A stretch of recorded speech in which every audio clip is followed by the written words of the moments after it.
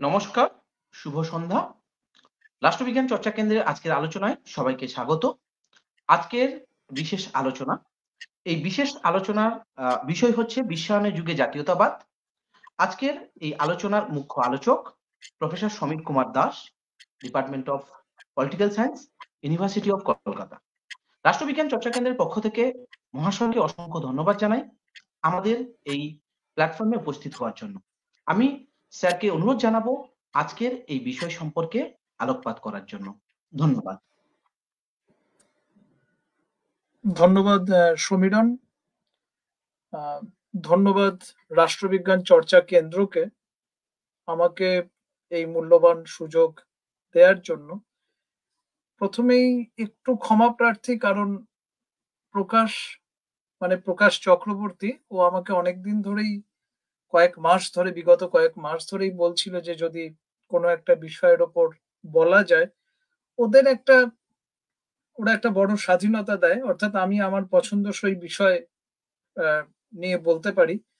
কিন্তু আমার দিক থেকে আমি ওকে কোনোভাবে ঠেকিয়ে রেখেছি। আমার দিক থেকে তো সমস্যা থাকে। আমার মূলত দুটো সমস্যা। একটা সমস্যা হচ্ছে যে আমার পড়াশোনার পরিসর খুব সীমিত। আমি সমস্ত বিষয়ের উপর বলবার যোগ্য বলে নিজেকে মনে করি না, এবং যে কারণে আমি কেউ আমাকে বলবার সুযোগ করে দিলেও আমি সবসময় সেই সুযোগ নিতে পারি না। আমি অত বলিয়ে কইয়েও নই যে সমস্ত বিষয়ের উপর সবসময় বলে ফেলতে পারবো। এটা তো গেল একটা কথা। আর ২ নম্বর কথা হচ্ছে যে এই রকম একটা ভাবলেশহীন যন্ত্রগণক কম্পিউটারের সামনে অনর্গল বলে যাওয়া, এটাও আমার কাছে একটা ভীষণ কষ্টকর বলে মনে হয়। কষ্টকর বলে মনে হয় কারণ যাদেরকে আমি বলছি তাদেরকে আমি দেখতে পাচ্ছি না। এবং আমরা অনেক সময় যখন বক্তৃতা করি বা বলি কিছু, তখন আমরা তো সবসময় আমি ঠিকভাবে আমার কথাটা পেশ করছি কিনা সেই একটা কৌতূহল সবসময় থাকে, এবং ফলে আমরা যদি আমার কথাটা ঠিকঠাক পেশ করতে না পারি তাহলে আবার পুনর্বার বলতে পারি, কিন্তু যন্ত্রগণকের সামনে সেটা বোঝার উপায় নেই যে আমার কথাটা আমি ঠিকঠাক পেশ করতে পারলাম কিনা, বা যারা উপস্থিত আছেন তাদের সামনে ঠিকভাবে নিজেকে প্রকাশ করতে পারলাম কিনা। সেই জন্য আমি খুব এই ওয়েবিনার এগুলোর সঙ্গে খুব ধাতস্থ হতে পারি না। কিন্তু এই কোভিড এর পরে, এই মহামারীর পরে আমাদের এই নতুন ধরনের বক্তৃতা পেশের যে নতুন ধরন এসছে, তার সঙ্গে আমাকে নিজেকে অভিযোজন করে নিতে হচ্ছে। কতটা করে নিতে পেরেছি জানি না, সেটা যারা আছেন তারাই বলতে পারবেন, যাদেরকে আমি আমার কথা পেশ করতে চলেছি। আমার আজকের বিষয় হলো বিশ্বায়নের যুগে জাতীয়তাবাদ। বিগত কয়েক মাস ধরেই এইটা নিয়ে লেখাপড়া করছিলাম, এবং আমার মনে হলো যে এইটা নিয়ে বলা যেতে পারে। আর আমার আলোচনাটা মূলত ৩টে ভাগে বিভক্ত, ৩টে অসমান ভাগে, কারণ প্রথম দুটো ভাগ খুব ছোট ছোট। তৃতীয় ভাগটাই মূল আলোচনার বিষয়বস্তু, কিন্তু প্রথম দুটো ভাগ বলা যেতে পারে যে দুটো সিঁড়ির মতো। এই দুটো সিঁড়ি দিয়ে না উঠতে পারলে ওই তৃতীয় সিঁড়িতে পৌঁছানো যাবে না। প্রথমে বলে নিই যে আমি এই ৩টে ভাগ কিভাবে করেছি। একটু ভাগগুলোর মধ্যে একটু এলোমেলো ব্যাপার থাকবে হয়তো, কারণ আমার নিজের চিন্তা ভাবনা যে খুব পরিণত পরিপক্ক চিন্তার ফসল আমি এটা মনে করি না। অনেক কিছুই শেখার আছে যাদের সামনে আমি আমার বক্তব্য পেশ করছি, ফলে আমি আপনাদের প্রশ্ন এবং আপনাদের মন্তব্য এগুলোর উপরে তাকিয়ে থাকবো, যাতে করে আমি নিজে সমৃদ্ধ হতে পারি। আমার প্রথম খণ্ডতে থাকবে এই যে দুটো কথা, বিশ্বায়ন এবং জাতীয়তাবাদ। এই দুটো আমি কিভাবে সংজ্ঞায়িত করছি তার একটা চটজলদি আলোচনা। চটজলদি বলছি এই জন্যে যে এটার ভেতরকার যে বিতর্ক, সেই বিতর্কর মধ্যে প্রবেশ করলে আমার আলোচনাটা আমি পেশই করতে পারবো না। বরঞ্চ আমি যেটা করব সেটা হচ্ছে যে আমার সুবিধে মতো একটা চটজলদি সংজ্ঞা সকলের সামনে আমি পেশ করব, এবং সকলের সামনে আমি পেশ করব এবং সেই সংজ্ঞার নিরিখে, সেই সংজ্ঞার পরিপ্রেক্ষিতে আমার আলোচনাটা পরবর্তীকালে আমি এগিয়ে নিয়ে যাব। দুটো বিষয় নিয়েই থাকবে, বিশ্বায়ন এবং জাতীয়তাবাদ বলতে ঠিক কি বুঝি আমি। দ্বিতীয় যে সিঁড়ি আমি বললাম, দ্বিতীয় যে স্তরের আলোচনা, সেটা হচ্ছে যে লেখাপড়ার ধরনটা কেমন। অর্থাৎ এমনটা তো নয় যে আমি প্রথম এই রাষ্ট্রবিজ্ঞান চর্চা কেন্দ্রের প্ল্যাটফর্মে বিশ্বায়নের যুগে জাতীয়তাবাদ নিয়ে আলোচনা করলাম বা করতে বসেছি, বরঞ্চ এর আগে যে গবেষণাগুলো হয়েছে তার একটা যদি সালতামামি নেওয়া যায়, তার একটা চেষ্টা আমি করব এবং সেইখান থেকে শুরু করব যে আমি নতুন কথাটা কি বলতে যাচ্ছি। তাহলে এটা হচ্ছে দ্বিতীয় স্তর। ইংরেজিতে এটাকে বলা যেতে পারে রিভিউ অফ লিটারেচার, অর্থাৎ একটা যে ধরনের গবেষণা হয়েছে তার একটা খসড়া, সেটাও আমাকে দ্রুতই করতে হবে কারণ খুব সময় যে থাকবে তা নয়। তৃতীয় স্তরে বিশ্বায়নের যুগে জাতীয়তাবাদের যে মূল বক্তব্য, সেই বক্তব্যতে আমি আসব এবং আমার নিজের গবেষণা থেকে আমি কতগুলো উদাহরণ আপনাদের সামনে পেশ করবার চেষ্টা করব। এই উদাহরণগুলো আমাকে মার্জনা আপনাদের করতেই হবে। এই উদাহরণের অনেকটাই থাকবে উত্তর পূর্ব ভারতবর্ষ থেকে, তার কারণ আমার নিজের পড়াশোনার বিষয়, গবেষণার বিষয় উত্তর পূর্ব ভারতবর্ষ। সেই গবেষণা যে ভীষণ সমৃদ্ধ এমনটা আমি দাবি করছি না, কিন্তু যেটুকু যা পড়াশুনো করেছি সেটাও খুব সীমিত।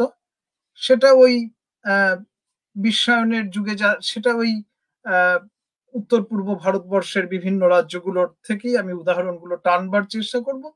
যতটা সম্ভব সেটার একটা বৃহত্তর পরিসর তৈরি করা যায় বা একটা তাত্ত্বিক আলোচনায় প্রবেশ করা যায় কিনা, সেরকম একটা সম্ভাবনা মাথায় রেখেই এই উদাহরণগুলো পেশ করব। অর্থাৎ উদাহরণগুলো দেবার জন্যই দেওয়া এমনটা নয়, তার থেকে যদি একটা বৃহত্তর তাত্ত্বিক অঙ্গন খুলতে পারি তার চেষ্টা আমি করব। তাহলে এই তিনটে আলোচনার খণ্ড বা আলোচনার ভাগ, এইভাবেই আমি আলোচনাটা এগিয়ে নিয়ে যাব।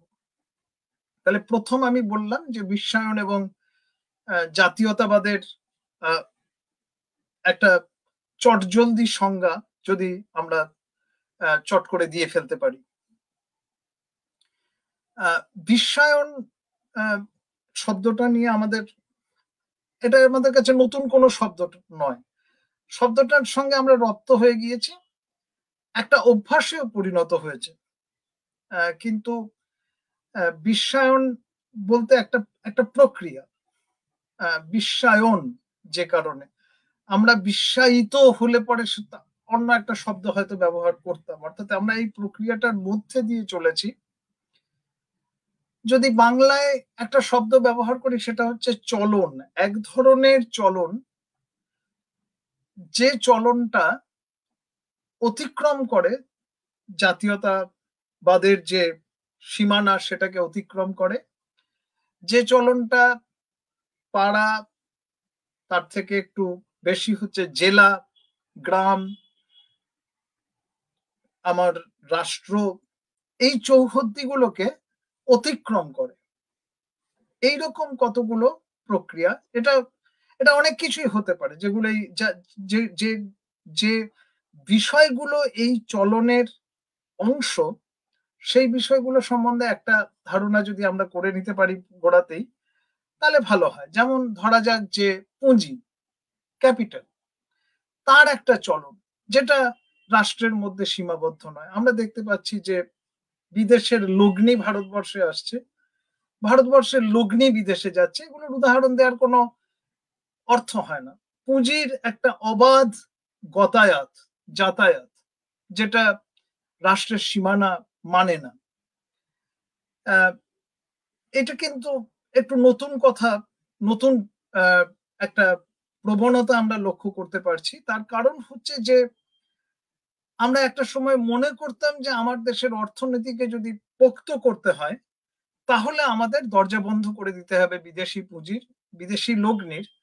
তার কারণ আমাদের বিদেশি লগ্নির সঙ্গে প্রতিযোগিতায়, প্রতিদ্বন্দ্বিতায় আমাদের লগ্নি এঁটে উঠতে পারবে না। এরকম একটা ভাবনা স্বদেশী যুগ থেকেই চলে আসছে।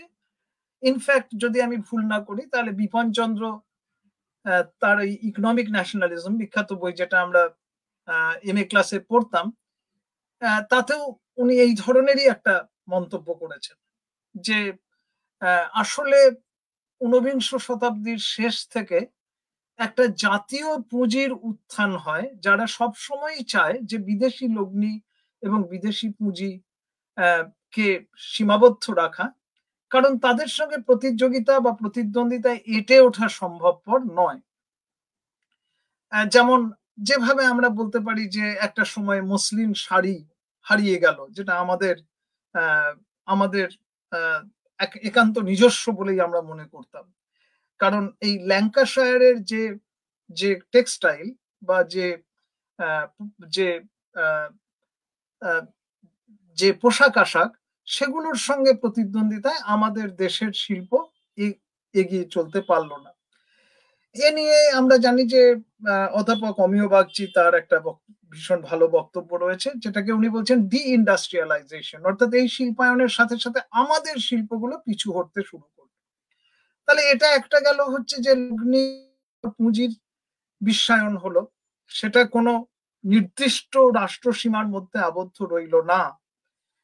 আরেক দিকে হচ্ছে যে শ্রমেরও বিশ্বায়ন হলো, কিন্তু একটা বিশেষ ধরনের শ্রমের বিশ্বায়ন হলো, অর্থাৎ সেই শ্রম যেখানে ভারতীয় মেধা শ্রমিকরা তারা গিয়ে বিদেশে চাকরি বাকরি করবে, বড় মোটা মাইনের চাকরি বাকরি করবে।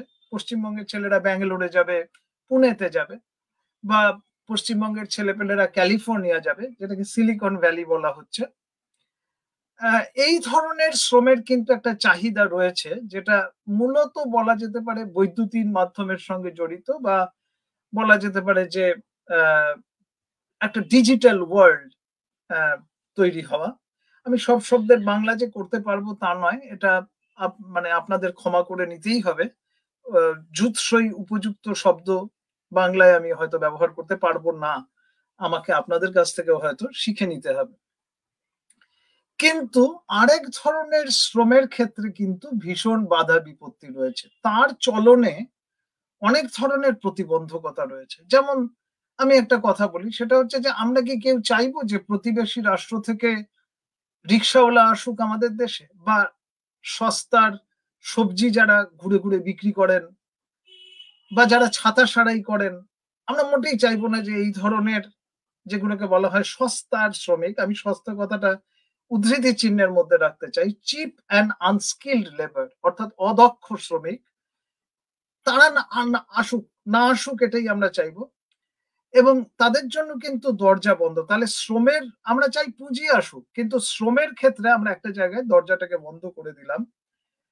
আর এর পাশাপাশি কিন্তু একটা সাংস্কৃতিক, কতগুলো সাংস্কৃতিক বস্তু, সেগুলোরও একটা অবাধ চলন, যেটা জাতিসত্তার মধ্যে আবদ্ধ থাকে না। যেমন ধরা যাক যে পোশাক আশাক, বিদেশি ব্র্যান্ড, যেমন ধরা যাক বিদেশি পারফিউম, সাজসজ্জা, বিদেশি টিভি, ইলেকট্রনিক জিনিস, বৈদ্যুতিন জিনিসপত্র, যেগুলো আমাদের নিত্য নৈমিত্তিক ভোগের বস্তু, অর্থাৎ সবকিছুই চলতে থাকছে, এবং যেগুলো নাকি রাষ্ট্রের সীমার মধ্যে আবদ্ধ নয়। এই যে প্রক্রিয়া, এটাকে আমরা বলছি, এই যে চলন, এটাকে আমরা বলছি এক কথায় বিশ্বায়ন। তাহলে এটা গেল বিশ্বায়ন। আর এর পাশাপাশি আরেকটা শব্দ এখানে আমরা ব্যবহার করছি, যেটা হচ্ছে জাতীয়তাবাদ। এটা জাতি থেকে আসছে। আমরা সবাই জানি যে আমরা রাষ্ট্রবিজ্ঞান কেন সমাজ বিজ্ঞানে জাতি এবং জাতীয়তার মধ্যে একটা তফাৎ করি, নেশন এবং ন্যাশনালিটি। এই তফাৎটা আজকের আলোচনায় আমরা উচ্চ রাখছি। আমি জানি যে এদের মধ্যে একটা পার্থক্য আছে, কিন্তু এই পার্থক্যটার মধ্যে আমি ঢুকতে চাইছি না। আমি জাতি, জাতীয়তা, এক কথায় জাতীয়তাবাদ, অর্থাৎ যে মতাদর্শ জাতিকে একটা সুতোর মধ্যে বাঁধতে পারে, বা জাতীয়তাকে একটা সুতোর মধ্যে বাঁধতে পারে, তাকেই তো আমরা জাতীয়তাবাদ বলি। আমরা এইভাবে বিষয়টাকে দেখছি যে জাতীয়তাবাদ ছাড়া জাতি কল্পনা করা যায় না, বা জাতীয়তা কল্পনা করা যায় না। এটা যেমন আমি বললাম, তেমনি আমি জাতি এবং জাতীয়তার মধ্যে যে সূক্ষ্ম পার্থক্য আমরা করে থাকি, আমরা সেইটার দিকে দৃষ্টিপাত করব না আজকের আলোচনায়। যদি পরবর্তীকালে প্রশ্ন আসে তাহলে নিশ্চয়ই আমরা সেভাবে ভাবার চেষ্টা করব, কিন্তু আমার মনে হচ্ছে যে এটা আজকের আলোচনায় খুব প্রাসঙ্গিক নয়। তাহলে এটা এই এই জাতীয়তা বা জাতি বলতে আমরা কি বোঝাচ্ছি?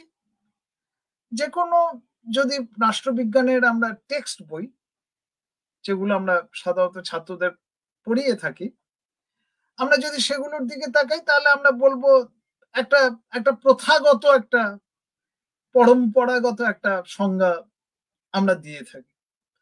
সেই সংজ্ঞাটা এইরকম, সেটা হচ্ছে যে জাতি গঠিত হয় একটা জনগোষ্ঠীকে নিয়ে, যে জনগোষ্ঠীটার মধ্যে ঐক্যের কতগুলো সূত্র রয়েছে, যেমন হয়তো তারা একই ভাষা ব্যবহার করতে পারেন, অথবা তারা একই ধর্মের মানুষ হতে পারেন, অথবা তারা একটা বিশেষ স্থানে বহুদিন ধরে বসবাস করছেন, এমনটা হতে পারে, আর ইত্যাদি ইত্যাদি। অর্থাৎ তাদের মধ্যে কোনো না কোনো একটা ঐক্যের সূত্র আছে যেটা ঐতিহাসিকভাবে তৈরি হয়েছে। অর্থাৎ আজকে আমি একটা জাতি গঠন করতে চাইলে আমি করতে পারবো না, কিন্তু তার একটা ঐতিহ্য আছে, তার একটা পরম্পরা আছে, তার একটা ইতিহাস আছে। ফলে ইতিহাসের আবর্তে তৈরি হওয়া কতগুলো সূত্র, যেগুলো একটা জনগোষ্ঠীকে বেঁধে রাখে, তাকে আমরা বলি জাতি অথবা জাতীয়তা, কারণ আমরা এই দুটোকে সমার্থক ভাবেই ব্যবহার করছি। তাহলে এইটা একটা একটা ধরন, একটা বলা যেতে পারে এটা একটা সাবেকি ধরন জাতি বা জাতীয়তাকে সংজ্ঞায়িত করার। কিন্তু আর একটা অন্য ধরনের সংজ্ঞা বিশেষ করে আমরা 1990-এর দশকের গোড়া থেকে দেখতে পেলাম। যে সংজ্ঞাটা এলো, কিন্তু আমি যদি ভুল না করি, খুব সম্ভব আমরা সবাই জানি তার নাম বেনেডিক্ট অ্যান্ডারসন। ওর ইমাজিন কমিউনিটিস বা কল্পিত কৌম, এরকম যদি একটা বাংলা করা যায়, এই বইটা খুব সম্ভব 90-এর দশকের গোড়ার দিকে, আমি সন্তারিখ খুব মনে রাখতে পারি না, 90-এর দশকের গোড়ার দিকে, খুব সম্ভব 1992 সালে এটা প্রকাশিত হলো, এবং এটা একটা যুগান্তকারী, অর্থাৎ আমাদের যে সাবেকি ভাবনা জাতি এবং জাতীয়তা সংক্রান্ত, তাকে ওলটপালট করে দিল। কেন ওলটপালট করে দিল? কারণ এতকাল বলা হচ্ছিল যে ইতিহাসের আবর্তে তৈরি হওয়া কতগুলো সূত্র, সেটা তার ফলেই একটা জাতি বা জাতীয়তা গঠিত হয়। কিন্তু বেনেডিক্ট অ্যান্ডারসন বললেন যে না, তেমনটা নয়। একটা গোষ্ঠী, মনুষ্য গোষ্ঠী, তারা মনে করে যে তারা একত্র থাকতে চায়, কল্পনা করে যে তারা একত্র থাকতে চায়, এবং এই কল্পনাটার ফলে তারা এই কল্পনা এতটাই দৃঢ় যে এই কল্পনা তাদেরকে প্রবৃত্ত করে, যে এই কল্পনাটাকে বাস্তবায়নে। অর্থাৎ এটা কিন্তু একটা নিছক দিবা স্বপ্ন নয়। আমরা অনেক সময় ভুল করি যে কল্পনা, ওটা নিয়ে আমাদের ভাববার কিছু বিষয় নয়।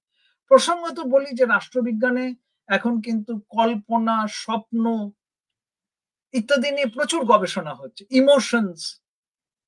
ইমোশনস এর বাংলা কি হয়? সংবেদন ইত্যাদি ইত্যাদি। খুব সম্প্রতি একটা বই বেরিয়েছে, যাই হোক সেসব অন্য কথা। কিন্তু এই যে দৃঢ়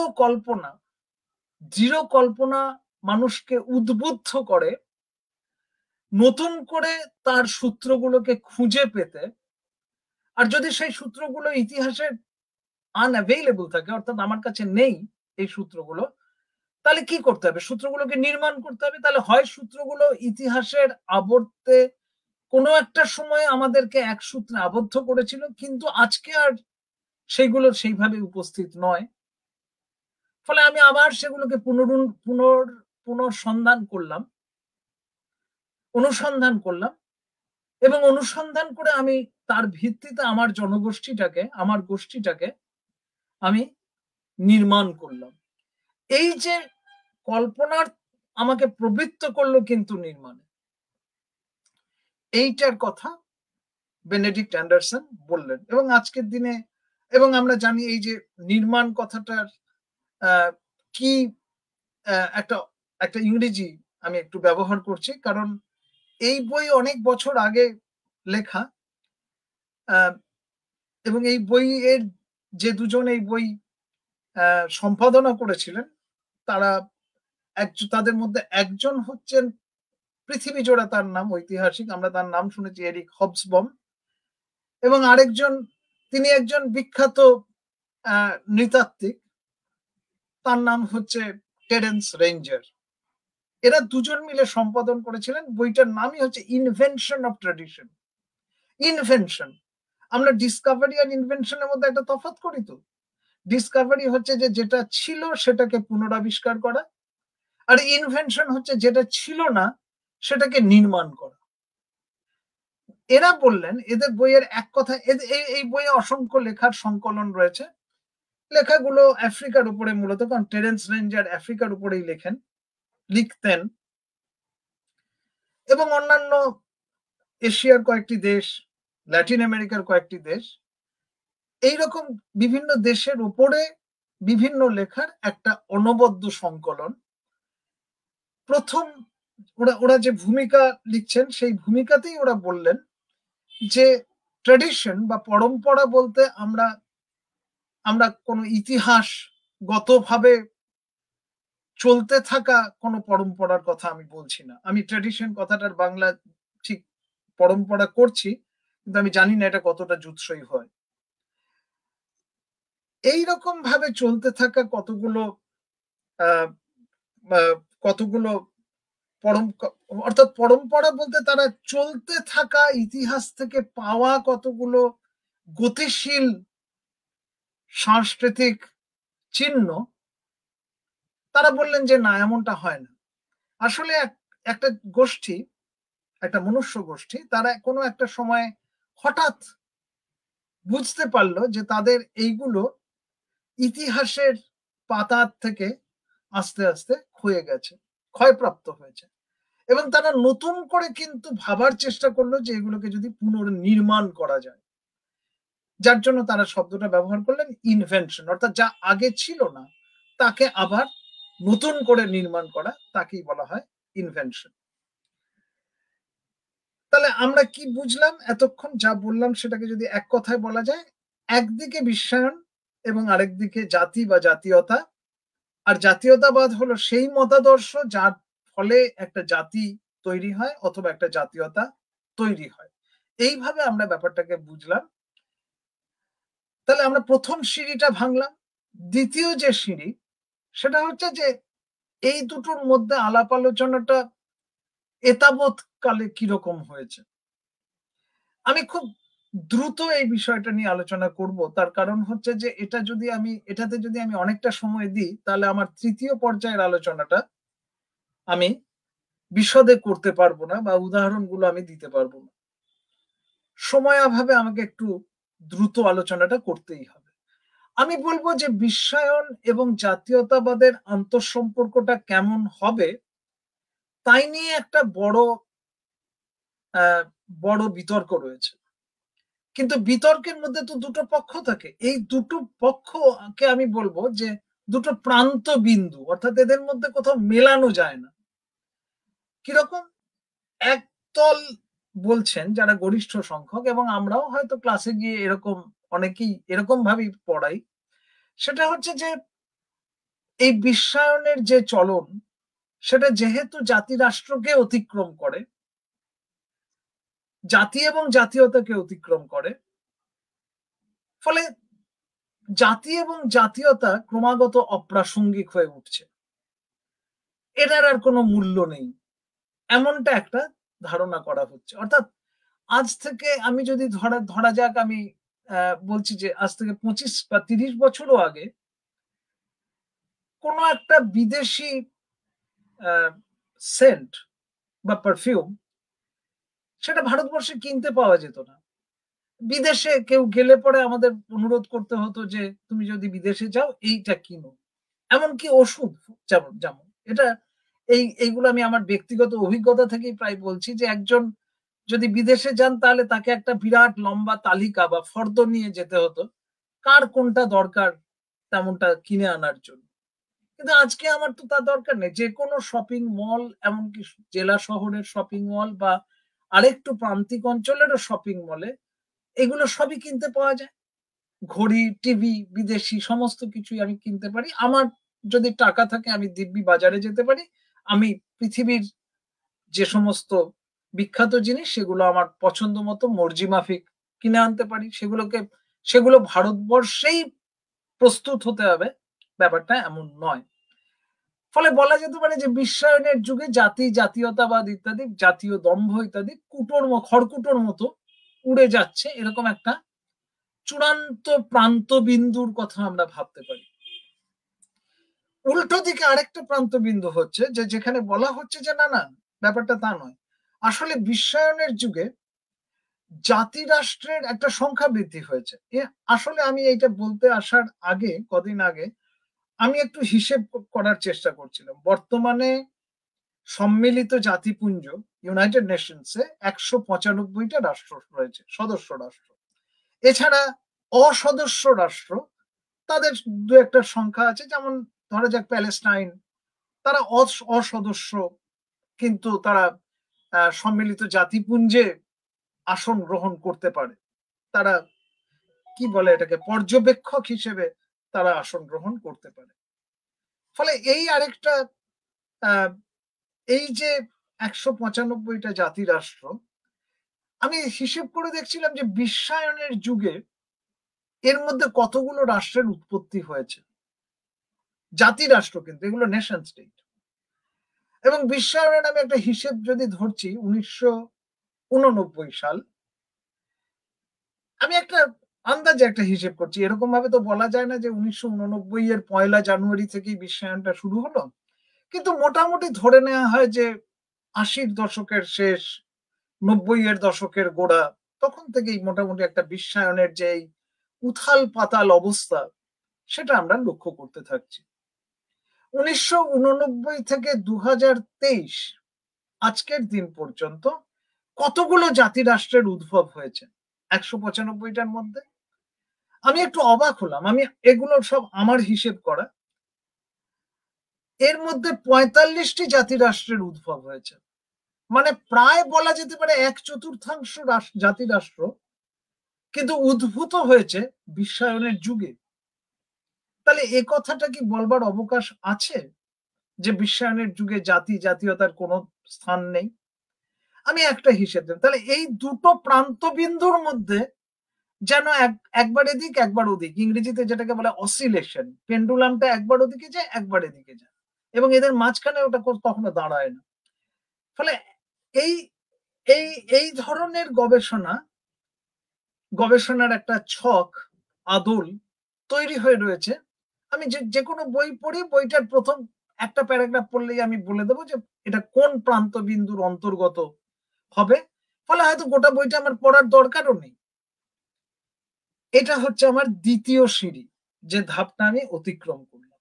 এবারে আমি তৃতীয় পর্যায়ের আলোচনাটায় আসছি, যেখানে আমি আমার মূল বক্তব্যটা পেশ করব। এ তো গেল কিভাবে আমাদের যে গবেষণা হয়েছে এতাবৎকালে সেই গবেষণার চেহারাটা কিরকম কি হয়েছে তার একটা হিসেব আমি আপনাদের কাছে দিলাম। কিন্তু আমি নতুন কথাটা কি বলতে চাইছি, আমার কথাটা কি, আমি বলবো যে বিশ্বায়নের সঙ্গে জাতীয়তার সম্পর্কটা আলোচনা করতে গেলে এরকম একটা সহজ সরল প্রান্তবিন্দুর অন্তর্গত হওয়াটা প্রায় অসম্ভব আমি মনে করি। ব্যাপারটা এত সহজ নয়। অর্থাৎ এটা যেন একটা যুদ্ধ চলছে যে বিশ্বায়ন জিতলো নাকি জাতি এবং জাতীয়তা জিতলো। আমার মনে হয় যে বিষয়টা ওরকম নয়, এটা আরো অনেক বেশি জটিল। ইংরেজিতে আমরা যাকে বলি অনেক বেশি সূক্ষ্ম, নুয়ান্সড। এবং এই সূক্ষ্মতাটা যদি আমরা বুঝতে না পারি, একটা ভোঁতা মোটা দাগের প্রান্তবিন্দুতে দাগিয়ে দিয়ে আমাদের গবেষণাগুলোকে, তাহলে আমরা নিজেদের প্রতিও যেমন অবিচার করব, আমাদের ছাত্রদের প্রতিও অবিচার করব, নিজেদের গবেষণার প্রতিও অবিচার করব। আমি বোঝবার চেষ্টা করেছি যে বিশ্বায়নের যুগে জাতি জাতীয়তা কিভাবে প্রাসঙ্গিক হতে পারে, এবং আমি এটা তিনটে স্তরের কথা আজকে উল্লেখ করব, যেখানে জাতি এবং জাতীয়তা কেবলমাত্র বিশ্বায়নের যুগে না, আমি একটু ভুল বললাম, প্রাক বিশ্বায়ন যুগেও প্রাসঙ্গিক থাকে, এবং সেই প্রাসঙ্গিকতাটা কি কোনো হেরফের ঘটেছে, কোনো পরিবর্তন ঘটেছে? আমি তিনটে স্তরে এই আলোচনাটাকে বিভক্ত করব, যেটাকে ইংরেজিতে বলা যায় breaking it down into 3 layers. তিনটে স্তরের মধ্যে আলোচনা করব, অর্থাৎ ওই রকম একটা যে স্থূল আলোচনা, যে একটা প্রান্তবিন্দুর মধ্যে আমাকে কোনো একটা দলে নিজেকে দাগিয়ে নিতে হবে, তা না হলে আমার গবেষণার কোনো যথার্থ থাকবে না। আমার মনে হয় আমাদের এই দ্বিত্ব থেকে, এই ডুয়ালিটি থেকে বেরিয়ে আসতে হবে, এবং এই দ্বিত্ব থেকে বেরিয়ে আসার জন্য আমি তিনটে স্তরের আলোচনা করব। প্রথম যে স্তর, সেটাকে আমি বলবো যে রাষ্ট্র পোষিত জাতীয়তাবাদ। পৃথিবীতে যে কোনো রাষ্ট্রই চায় যে তার একটা জাতি থাকুক, এবং রাষ্ট্রের সঙ্গে জাতির যেন একটা অচ্ছেদ্য সম্পর্ক। যদি ছিন্নও হয়ে যায়, তাহলে রাষ্ট্র কি করে? জাতিটাকে তৈরি করে নিতে চায়। যেমন ধরা যাক যে আমাদের দেশে যতক্ষণ পর্যন্ত পার্টিশন বা দেশভাগটা হয়নি, ততক্ষণ পর্যন্ত আমরা একটা বৃহত্তর জনগোষ্ঠী হিসেবে আমাদের জাতিটাকে ভাবতাম। ভারতীয় জাতি বলতে একটা অখণ্ড জাতির কথা আমরা ভাবতাম। কিন্তু যে মুহূর্তে আমাদের দেশ ভাগটা হলো, তখন কিন্তু ওই পুরনো অখণ্ড বৃহৎ জাতি, যেটা কিছু কিছু জাতীয়তাবাদী প্রবর্তক, প্রোটাগনিস্ট, যারা এটাকে বলছেন মহাজাতি। এই কথাটা রবীন্দ্রনাথ ব্যবহার করেছেন, যে এটা একটা মহাজাতি। কিন্তু যে মুহূর্তে আমাদের দেশ বিভক্ত হলো, কারণ ব্রিটিশরা তো আমাদের স্বাধীনতা যেমন দিল, তেমনি আমি সবসময় আমার ছাত্রছাত্রীদের বলি যে এটা ছিল একটা buy one get one free scheme. অর্থাৎ আমাদের স্বাধীনতা দিল যেমন, তেমনি তার সঙ্গে পার্টিশন বা দেশভাগটাও দিয়ে গেল, যেটা আমরা হয়তো অনেকেই চাইনি। তা এই যে দেশভাগের ফলে যে দুটো রাষ্ট্র তৈরি হলো, তাদের কিন্তু কোনো, সত্যি কথা বলতে কি, এই জাতির তো কোনো ইতিহাস নেই। অখণ্ড জাতি এক সময় আমরা ছিলাম, কিন্তু 15ই আগস্টের পরে ভারতবর্ষকে ঠিক করে নিতে হলো যে না, একটা অংশ তারা ভারতীয় জাতির অন্তর্গত নয়। আর তারা যদি ভারতীয় জাতির অন্তর্গত হয়, তাহলে ভারতবর্ষের রাষ্ট্রীয় অখণ্ডতা, সার্বভৌমত্ব, এগুলো বজায় রাখা যাবে না। তাহলে একদিকে আমাদের কিন্তু মানিয়ে নিতে হলো একটা ছোট জাতি রাষ্ট্র, যেটা আদতে মহাজাতি নয়। আমাদের জাতি ভাবনার প্রবর্তকরা যেটাকে মহাজাতি বলে মনে করতেন। উল্টো দিকে পাকিস্তানের ক্ষেত্রে তো আরো বিপদ হলো, কারণ তারা ধর্মের ভিত্তিতে দেশভাগ করলেন, এবং ধর্মের ভিত্তিতে দেশভাগ করতে গিয়ে তাদের তো এরকম এককভাবে থাকবার ইতিহাস প্রাক স্বাধীনতা যুগে তো অন্তত ছিল না। তাদের একটা ধর্মীয় গোষ্ঠী হিসেবে দেশ শাসন করবার যে ইতিহাস, সেটা তো মোগল যুগের। ফলে মোগল যুগের পরবর্তীকালের যে ইতিহাস, সেটা কিন্তু পাকিস্তানের ইতিহাস থেকে প্রায় মুছে ফেলা হলো। ফলে পাকিস্তানের ইতিহাস আর ভারতবর্ষের দুটো ইতিহাস নির্মাণ করতে হলো, নতুন করে রচনা করতে হলো। এই নিয়ে অনেক ধরনের গবেষণা রয়েছে, কিন্তু যেটাকে আমি রাষ্ট্র পোষিত জাতি এবং জাতীয়তা বলছি, এতক্ষণে নিশ্চয়ই বোঝা গেছে যে রাষ্ট্রকে নির্মাণ করে নিতে হয়, কারণ সব রাষ্ট্র এতটা ভাগ্যবান থাকে না যে তার ঐতিহাসিকভাবে গড়ে ওঠা জাতিটা একাধিক ক্রমে চলছে ইতিহাসের একটা লম্বা সময় ধরে। ফলে ইতিহাস থেকে তার সম্পর্ক ছিন্ন হয়ে যায়, এবং ছিন্ন হয়ে তাকে নতুন করে, আমাদের দক্ষিণ এশিয়াতেই এটা হয়েছে, নতুন করে জাতি নির্মাণ করতে হয়। তা যদি হয় তাহলে আমি এটাকে রাষ্ট্রপোষিত জাতীয়তাবাদ বলছি, যে মানে স্টেট স্পন্সর্ড ন্যাশনালিজম। এই যে রাষ্ট্রপোষিত জাতীয়তাবাদ সেটা বিশ্বায়নের যুগে কি চেহারা গ্রহণ করলো, তার কি কোনো পরিবর্তন হলো? বিশ্বায়নের যুগে ওই যে বললাম যে চলন কোনোভাবেই জাতি রাষ্ট্রের গণ্ডিতে, চৌহদ্দিতে, সীমানার মধ্যে আবদ্ধ থাকে না, তার একটা বিশ্বব্যাপী চলন থাকে।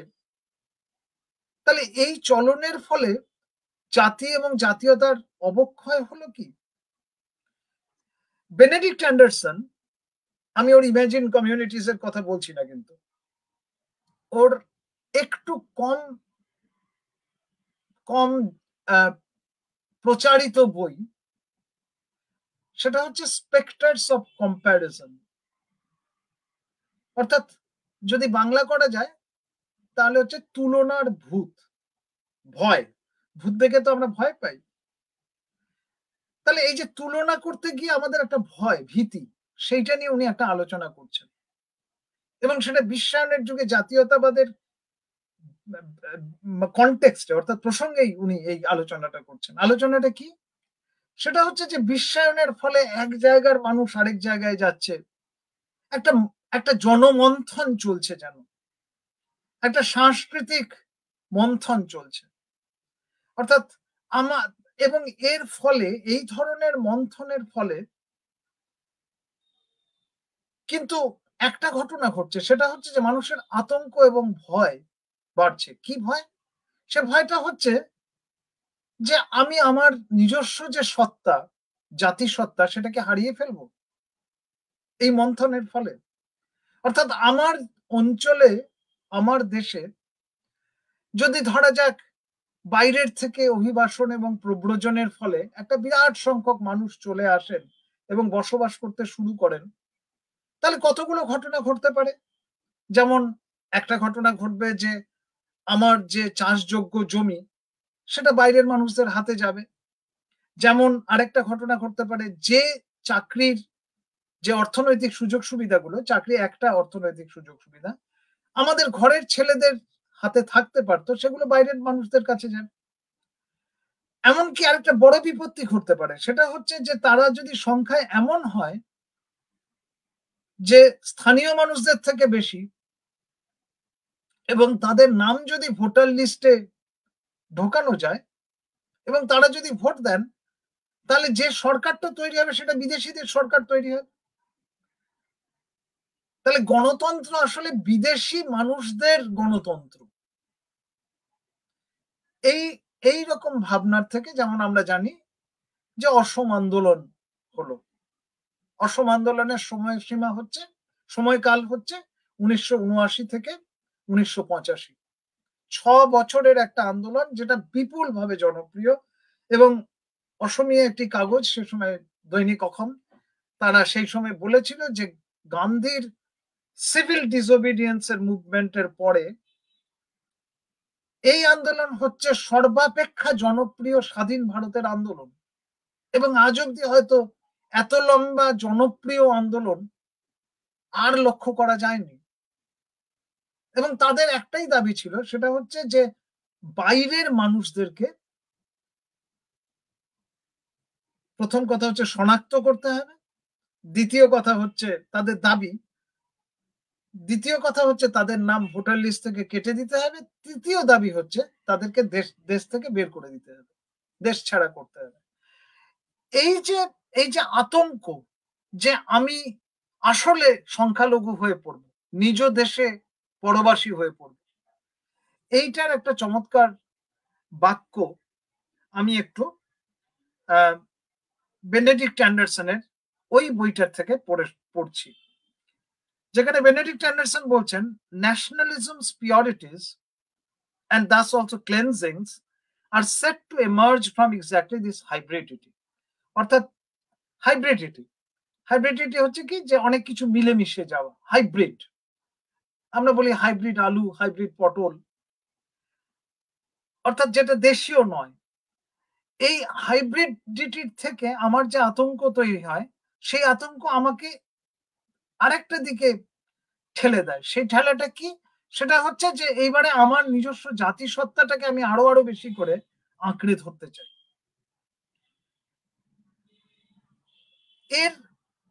এটা আমরা কেমন করে করতে পারি?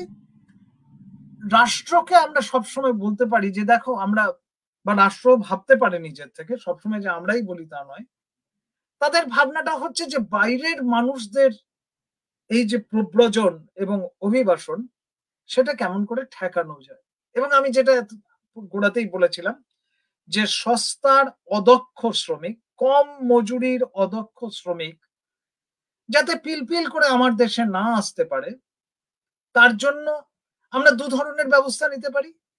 এর বাইরে তো আর ব্যবস্থা নেই। একটা হচ্ছে যে আমি কাঁটাতারের বেড়া দিতে পারি, ভারত বাংলাদেশ সীমান্তে কাঁটাতারের বেড়া। আমি কাঁটাতারের বেড়ার মধ্যে শেষ হিসেব অনুযায়ী 600-র উপরে গর্ত রয়েছে যেখান দিয়ে মানুষ অবাধে যাতায়াত করতে পারে, সেগুলো সারাই করতে পারি। 3 হচ্ছে কাঁটাতারের বেড়া যদি নিচু হয় তাহলে তাকে আরো উঁচু করতে পারি, যাতে মানুষ এপার থেকে ওপার থেকে এপারে না আসতে পারে অবাধে। 4, আমি সেগুলো প্রহরার ব্যবস্থা করতে পারি, যাতে মানে আরো বেশি করে সেগুলোকে সীমান্ত পুলিশ, আমরা তাদেরকে বলি বিএসএফ বা বর্ডার সিকিউরিটি ফোর্স, এরকম আরো আছে সীমা সুরক্ষা বল বা রাষ্ট্রীয় রাইফেলস ইত্যাদি ইত্যাদি, এগুলো আরো বেশি করে বাড়াতে পারি যাতে আমার সীমানাগুলো সুরক্ষিত থাকে।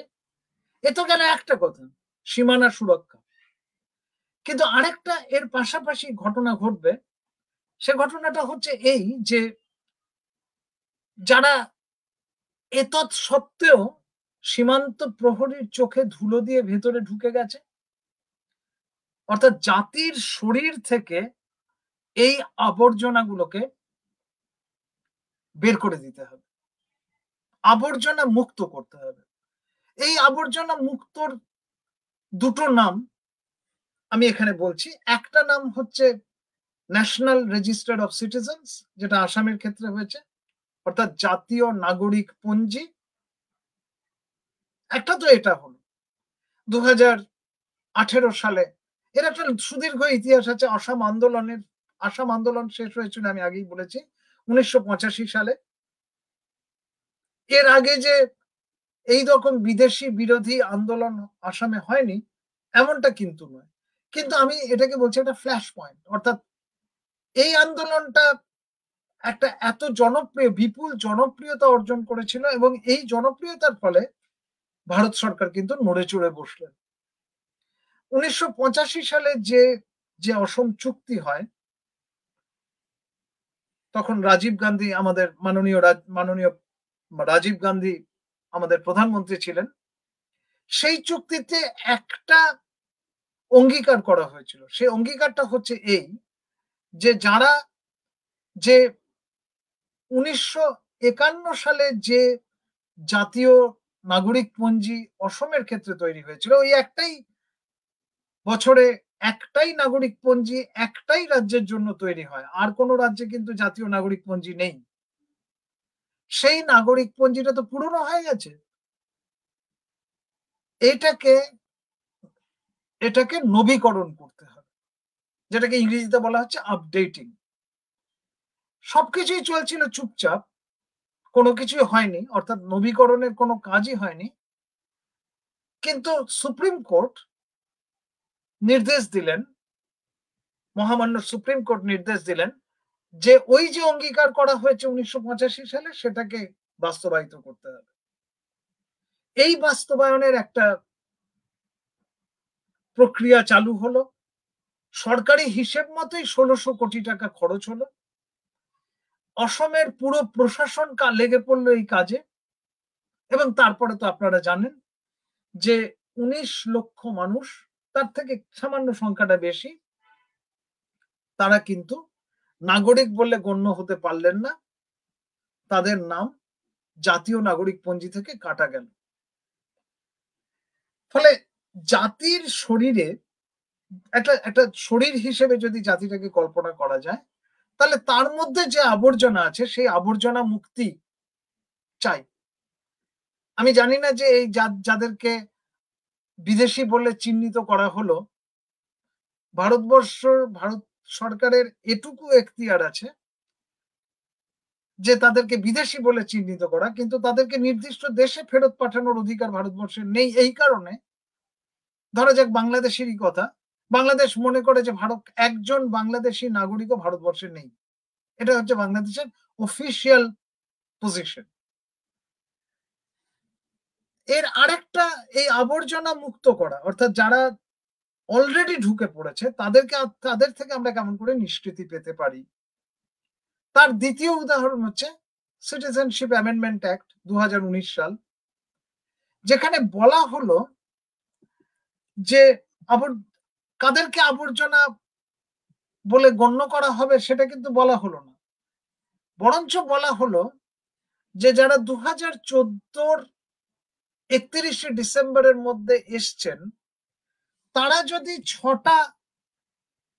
ছটা ধর্মীয় গোষ্ঠী, আমি তাদের নাম বলছি, হিন্দু, শিখ, জৈন, পার্সি, খ্রিস্টান, বুদ্ধিস্ট, এবং তারা খেয়ে সমীপবর্তী বাংলাদেশ, আফগানিস্তান কিংবা পাকিস্তান, এই ৩টে রাষ্ট্রের থেকে এসছেন ভারতবর্ষে, আশ্রয় নিয়েছেন, তাদেরকে ক্রমান্বয়ে নাগরিকত্ব দেওয়া হবে। এটাই হচ্ছে এটার মূল কথা।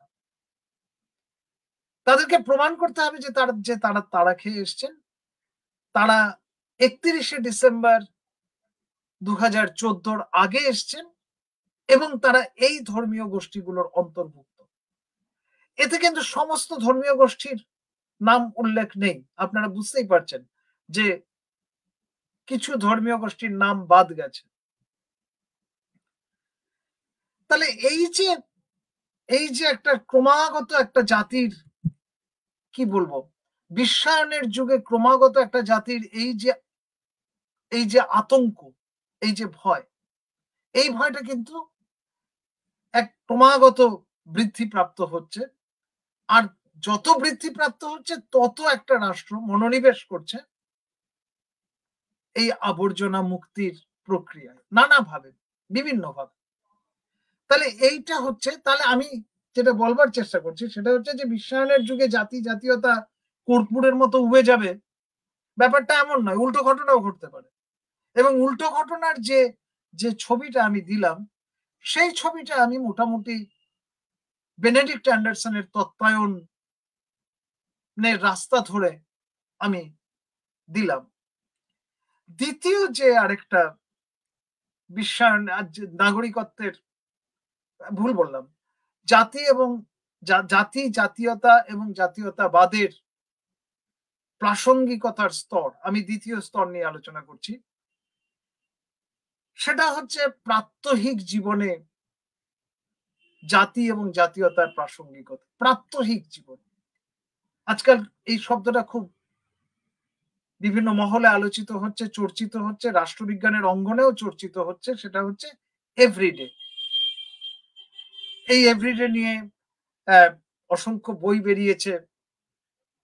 অনেকে হয়তো না জেনেই এভরিডে শব্দটা ব্যবহার করছেন, কিন্তু এর একটা তাত্ত্বিক আলোচনা রয়েছে এবং সেই আলোচনাটা বেশ যথেষ্ট সমৃদ্ধ। ফলে এই আলোচনার যে পরিসর, আমি সেই আলোচনার মধ্যে যাব না, কিন্তু কথা হচ্ছে যে প্রাত্যহিক জীবনে এই জাতীয়তার প্রাসঙ্গিকতাটা কি।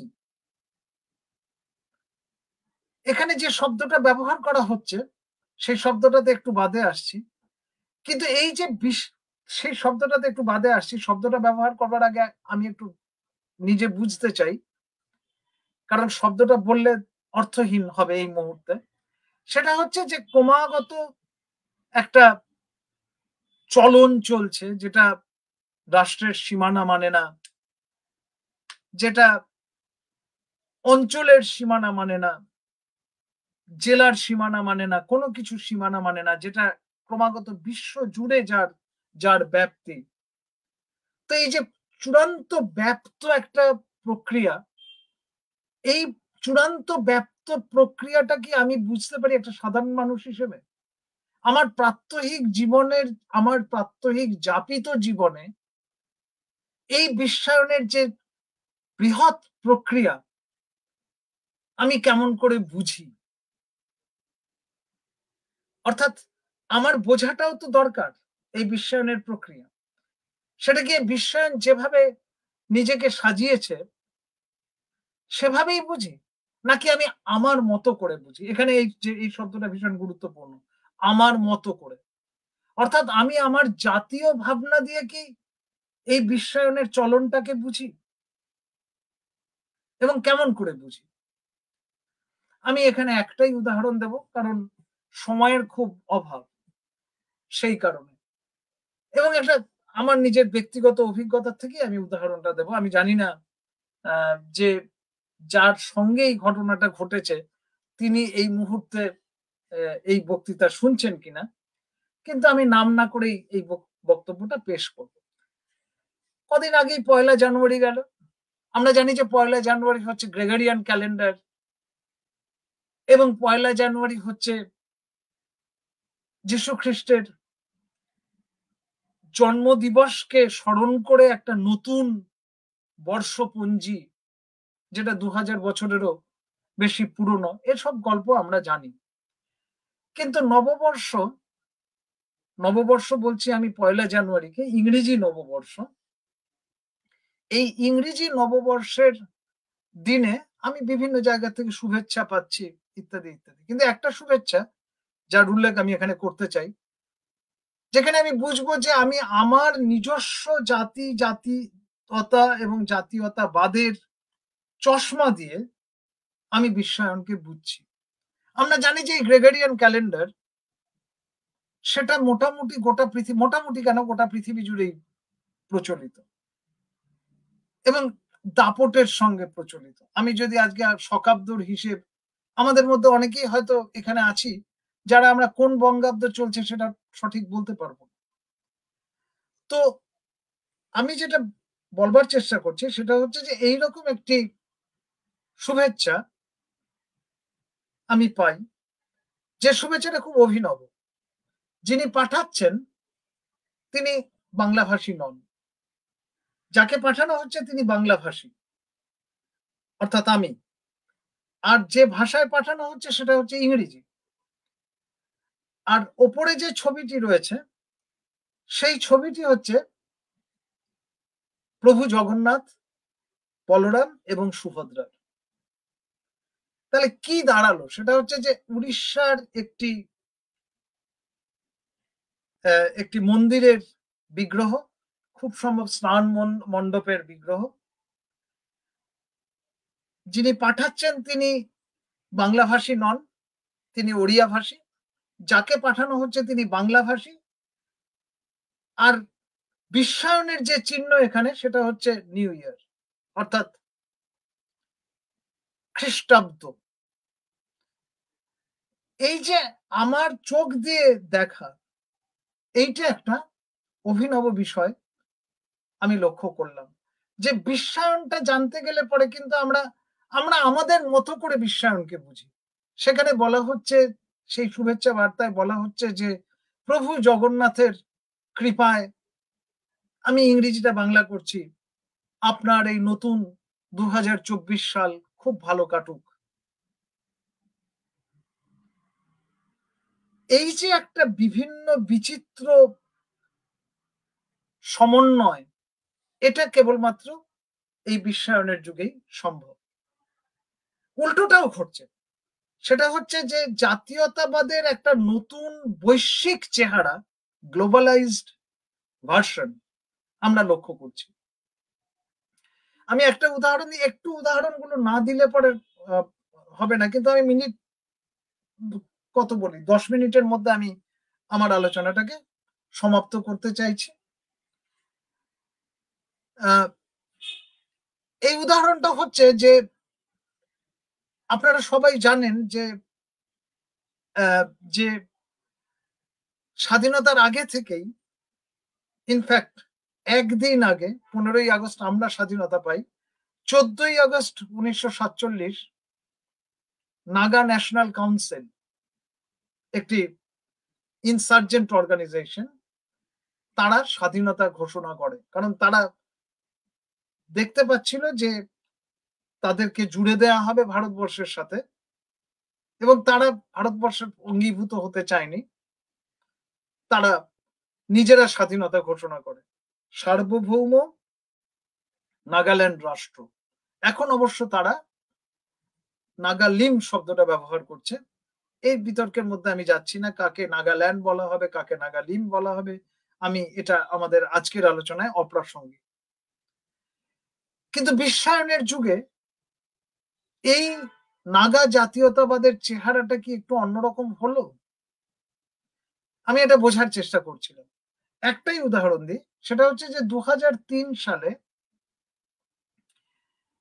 একটি নাগা জঙ্গি গোষ্ঠীর, যারা জঙ্গি আর নেই কারণ তারা অস্ত্র সংবরণ করেছেন, অস্ত্র সমর্পণ করেনি, সংবরণ করেছেন, এবং তারা 2016 সালে ভারত সরকারের সঙ্গে একটা চুক্তিতে আবদ্ধ হয়েছেন। আমি বলছি 2003 সালের কথা। 2003 সালে তাদের একজন নেতা, যিনি আজকে আর জীবিত নেই, তার নাম হচ্ছে আইজ্যাক চিসি সু। তিনি একটি প্যামফ্লেট লেখেন, একটি পুস্তিকা লেখেন, যে পুস্তিকার নাম ফ্রম জেনারেশন টু জেনারেশন, অর্থাৎ এক প্রজন্ম থেকে আরেক প্রজন্ম। এবং সেটার মূল বক্তব্য হচ্ছে এই, যে নাগাদের ইতিহাস খুঁজতে গেলে কেবলমাত্র ভারতবর্ষে আবদ্ধ থাকলে হবে না, কারণ নাগাদের একটা সুদীর্ঘ প্রব্রজনের ইতিহাস আছে। বলা বাহুল্য সেটা লিখিত ইতিহাস নয়, সেটা প্রজন্মের পর প্রজন্ম মৌখিকভাবে ঠাকুরদার থেকে বাবা, বাবার থেকে ছেলে, ছেলের থেকে নাতি, এইভাবে সেটা চলছে। এবং এই যে চলছে, সেটার থেকে বোঝা যাচ্ছে যে নাগাদের উৎসস্থল, অর্থাৎ কোন দেশের থেকে নাগারা এলেন ভারতবর্ষে, তার একটা একটা কি বলবো, একটা বহু বর্ণের ইতিহাস রয়েছে। অর্থাৎ এটা একমাত্রিক ইতিহাস যে ভারতবর্ষেই আমরা ছিলাম, ফলে ভারতবর্ষের যে সার্বভৌম, ফলে এই যাকে ভারতবর্ষ বলা হচ্ছে সেখানেই আমরা ছিলাম, এমনটা বলা ভুল হবে। তারা বাইরের থেকে এসছে। তাদের একটা উৎপত্তি স্থল হিসেবে মায়ানমার বলা হচ্ছে, কাচিন গোষ্ঠী, চীন বলা হচ্ছে, মঙ্গোলিয়া বলা হচ্ছে। অর্থাৎ এই যে মাল্টিপল সেন্টার্স অফ অরিজিন, এটা এক ধরনের জিনিয়ালজি তৈরি করছে, উৎপত্তির বহু কেন্দ্র এবং বহু কেন্দ্রিকতা। এইটা কিন্তু আমি বলবো যে বৈশ্বিক জাতীয়তাবাদের একটা লক্ষণ, অর্থাৎ গ্লোবালাইজড ন্যাশনালিজম। আমি কিন্তু বলছি যে বিশ্বায়নের যুগে জাতীয়তাবাদটাও এক ধরনের বৈশ্বিক চেহারা নিয়েছে। এবং আমি নাগাদের জাতীয়তাবাদের কথা বললাম কারণ তাদের অ্যানসেস্ট্রি, তাদের যে পূর্ব পরিচয়, সেটাকে তারা খোঁজার চেষ্টা করছে মায়ানমারে, অর্থাৎ বার্মা, চীন এবং মঙ্গোলিয়া। এবং তারা বলছেন যে, এবং সু বারবার করে বলছেন যে নাগা ছেলে মেয়ে, নাগা পণ্ডিত, নাগা সাহিত্যিক, এদের এই সমস্ত দেশগুলোতে যাওয়া উচিত, খুঁজে দেখা উচিত তাদের সেই পুরনো ঐতিহ্য, তারা কেমন করে, তাদের পূর্ব ইতিহাস। কারণ তাদের ইতিহাস তো মৌখিক ইতিহাস, তাদের ইতিহাস তো লিখিত ইতিহাস নয়। 3 নম্বর স্তরটা আলোচনা করি, খুব সংক্ষেপে আলোচনা করতে হবে, কারণ আমি প্রায় 1 ঘন্টার মতো সময় নিয়ে বলছি, কয়েক মিনিট কম। আমরা সব সময় চাই, আমাদের মধ্যে যে ধারণা যে জাতীয়তাবাদ একটা মূল্যবোধ, তাহলে আমি 3টে স্তরের কথা বলছি। একটা স্তর হচ্ছে রাষ্ট্রপোষিত জাতীয়তাবাদ, দ্বিতীয় স্তরে বললাম প্রাত্যহিক জীবনে জাতীয়তাবাদ। এই প্রসঙ্গে একটাই কথা বলি, সেটা না বললেই নয়। সেটা হচ্ছে যে আমরা সবাই গেলনারের নাম শুনেছি এই প্রসঙ্গে জাতীয়তাবাদ নিয়ে ওর বিখ্যাত বই। কিন্তু গেলনার একটা জিনিস বলেছিলেন, সেটা হচ্ছে যে জাতি করলে হবে না। জাতিটা হচ্ছে একটা, উনি যে শব্দটা ব্যবহার করেছেন সেটা শব্দবন্ধ, সেটা হচ্ছে ডেইলি প্লেবিসাইট। অর্থাৎ প্রতিদিন আমাকে এই প্রমাণ দিয়ে যেতে হয় যে আমি এই জাতির অন্তর্গত। ফলে জাতির চরিত্র, জাতীয়তাবাদের যে কাঠামো তার মধ্যে পরিবর্তন ঘটতে থাকে। আমি তারই দুটো উদাহরণ দিলাম। অর্থাৎ একদিকে যেমন জাতির চশমা দিয়ে আমি বিশ্বায়নকে বোঝার চেষ্টা করি, তেমনি বিশ্বায়নের তকমা নিয়ে জাতীয়তাবাদও নিজেকে সুসজ্জিত করে, পুনর্সজ্জিত করে। এই যে এই যে দুটোর মধ্যে ক্রমাগত একটা ইন্টারপেনিট্রেশন, অর্থাৎ একটার সঙ্গে আরেকটা মিশে যাওয়া, এটাকে আমি বলছি, এটাকে যে শব্দটা ব্যবহার করা হয় সেটা হচ্ছে ট্রান্সলেশন। অর্থাৎ বিশ্বায়নকে অনুবাদ করা হয় জাতীয়তায়, আবার জাতীয়তাকে অনুবাদ করা হয় বিশ্বায়নে, অনুবাদ বা ট্রান্সলেশন। কিন্তু আমি এই শব্দটা এতক্ষণ ব্যবহার করিনি, করলাম। এইটা নিয়ে একটা তাত্ত্বিক আলোচনা আছে। আমার মনে হয় না যে আমরা আজকে সেই তাত্ত্বিক আলোচনায় যেতে পারবো। তৃতীয় যে স্তরের কথা বলছি সেটা হচ্ছে বিশ্বায়ন, যে জাতীয়তাবাদ তো একটা মূল্যবোধও বটে। আমাদের জাতীয়তাবাদী নেতারা, তারা আমাদের সেই মূল্যবোধে উদ্বুদ্ধ করেছিলেন। এবং আমি এই প্রসঙ্গে এই যে বড় একটা বিস্তৃত গবেষণা রয়েছে এই মূল্যবোধ হিসেবে জাতীয়তাবাদের, তার একটা সামারি, তার একটা নির্যাস, সেটা আমি একটা লাইন পড়তে চাই। যার লেখা থেকে পড়ছি তার নাম হচ্ছে এলি কেডৌরি। তিনি 1966 সালে ন্যাশনালিজম বলে একটা বক্তৃতা দেন, সেখান থেকে আমি পড়ছি। Members of a nation reach freedom and fulfillment by cultivating the peculiar identity of their own nation and by sinking their own persons in the greater interest of the whole nation. Sinking অর্থাৎ প্রায় নিজেরা মানে তার ব্যক্তি সত্তা ডুবে যায় এই বৃহত্তর জাতীয়তাবাদের মতাদর্শে। তার ব্যক্তিত্ব হারায় এবং তার যে ব্যক্তিত্ব তৈরি হয় সেটা জাতীয়তাবাদ তৈরি করে দেয়। যেমন সেই বিখ্যাত গানটার কথা মনে পড়ে, যেটা প্রতুল মুখোপাধ্যায়ের গান গলাতেই আমরা বারবার শুনি, কিন্তু ইদানিং কালে আরো অনেকেই গেয়েছেন। সেটা হচ্ছে আমার আমিকে এই বাংলায় খুঁজে পাই। অর্থাৎ আমি এই বাংলাটা না থাকলে আমার অস্তিত্ব নেই। আমার যাবতীয় মূল্যবোধ সেটা আমি অবশ্য একটা জাতীয়তার উদাহরণ দিয়েছি বা দিচ্ছি। বাঙালিদেরকে জাতি হিসেবে না বলে জাতীয়তা হিসেবেই বলা ভালো। কিন্তু এখানে আমি নিমজ্জিত আমার জাতি সত্তার মধ্যে বা জাতীয়তার মধ্যে। অর্থাৎ কিন্তু বিশ্বায়নের যুগে কি এর কোনো হেরফের ঘটলো? বিশ্বায়নের যুগে কোনো নতুন করে কি আমি এই জাতীয়তাবাদের যে যে যে মূল্যবোধ সেটাকে আমি সংজ্ঞায়িত করলাম? আমি একটা উদাহরণ দিই, সেখানেই আমি শেষ করব। তখন তুমুল অসম আন্দোলন চলছে, 1980 সালের কথা।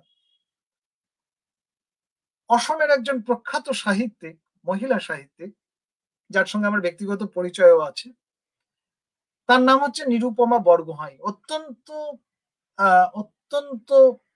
কি বলবো,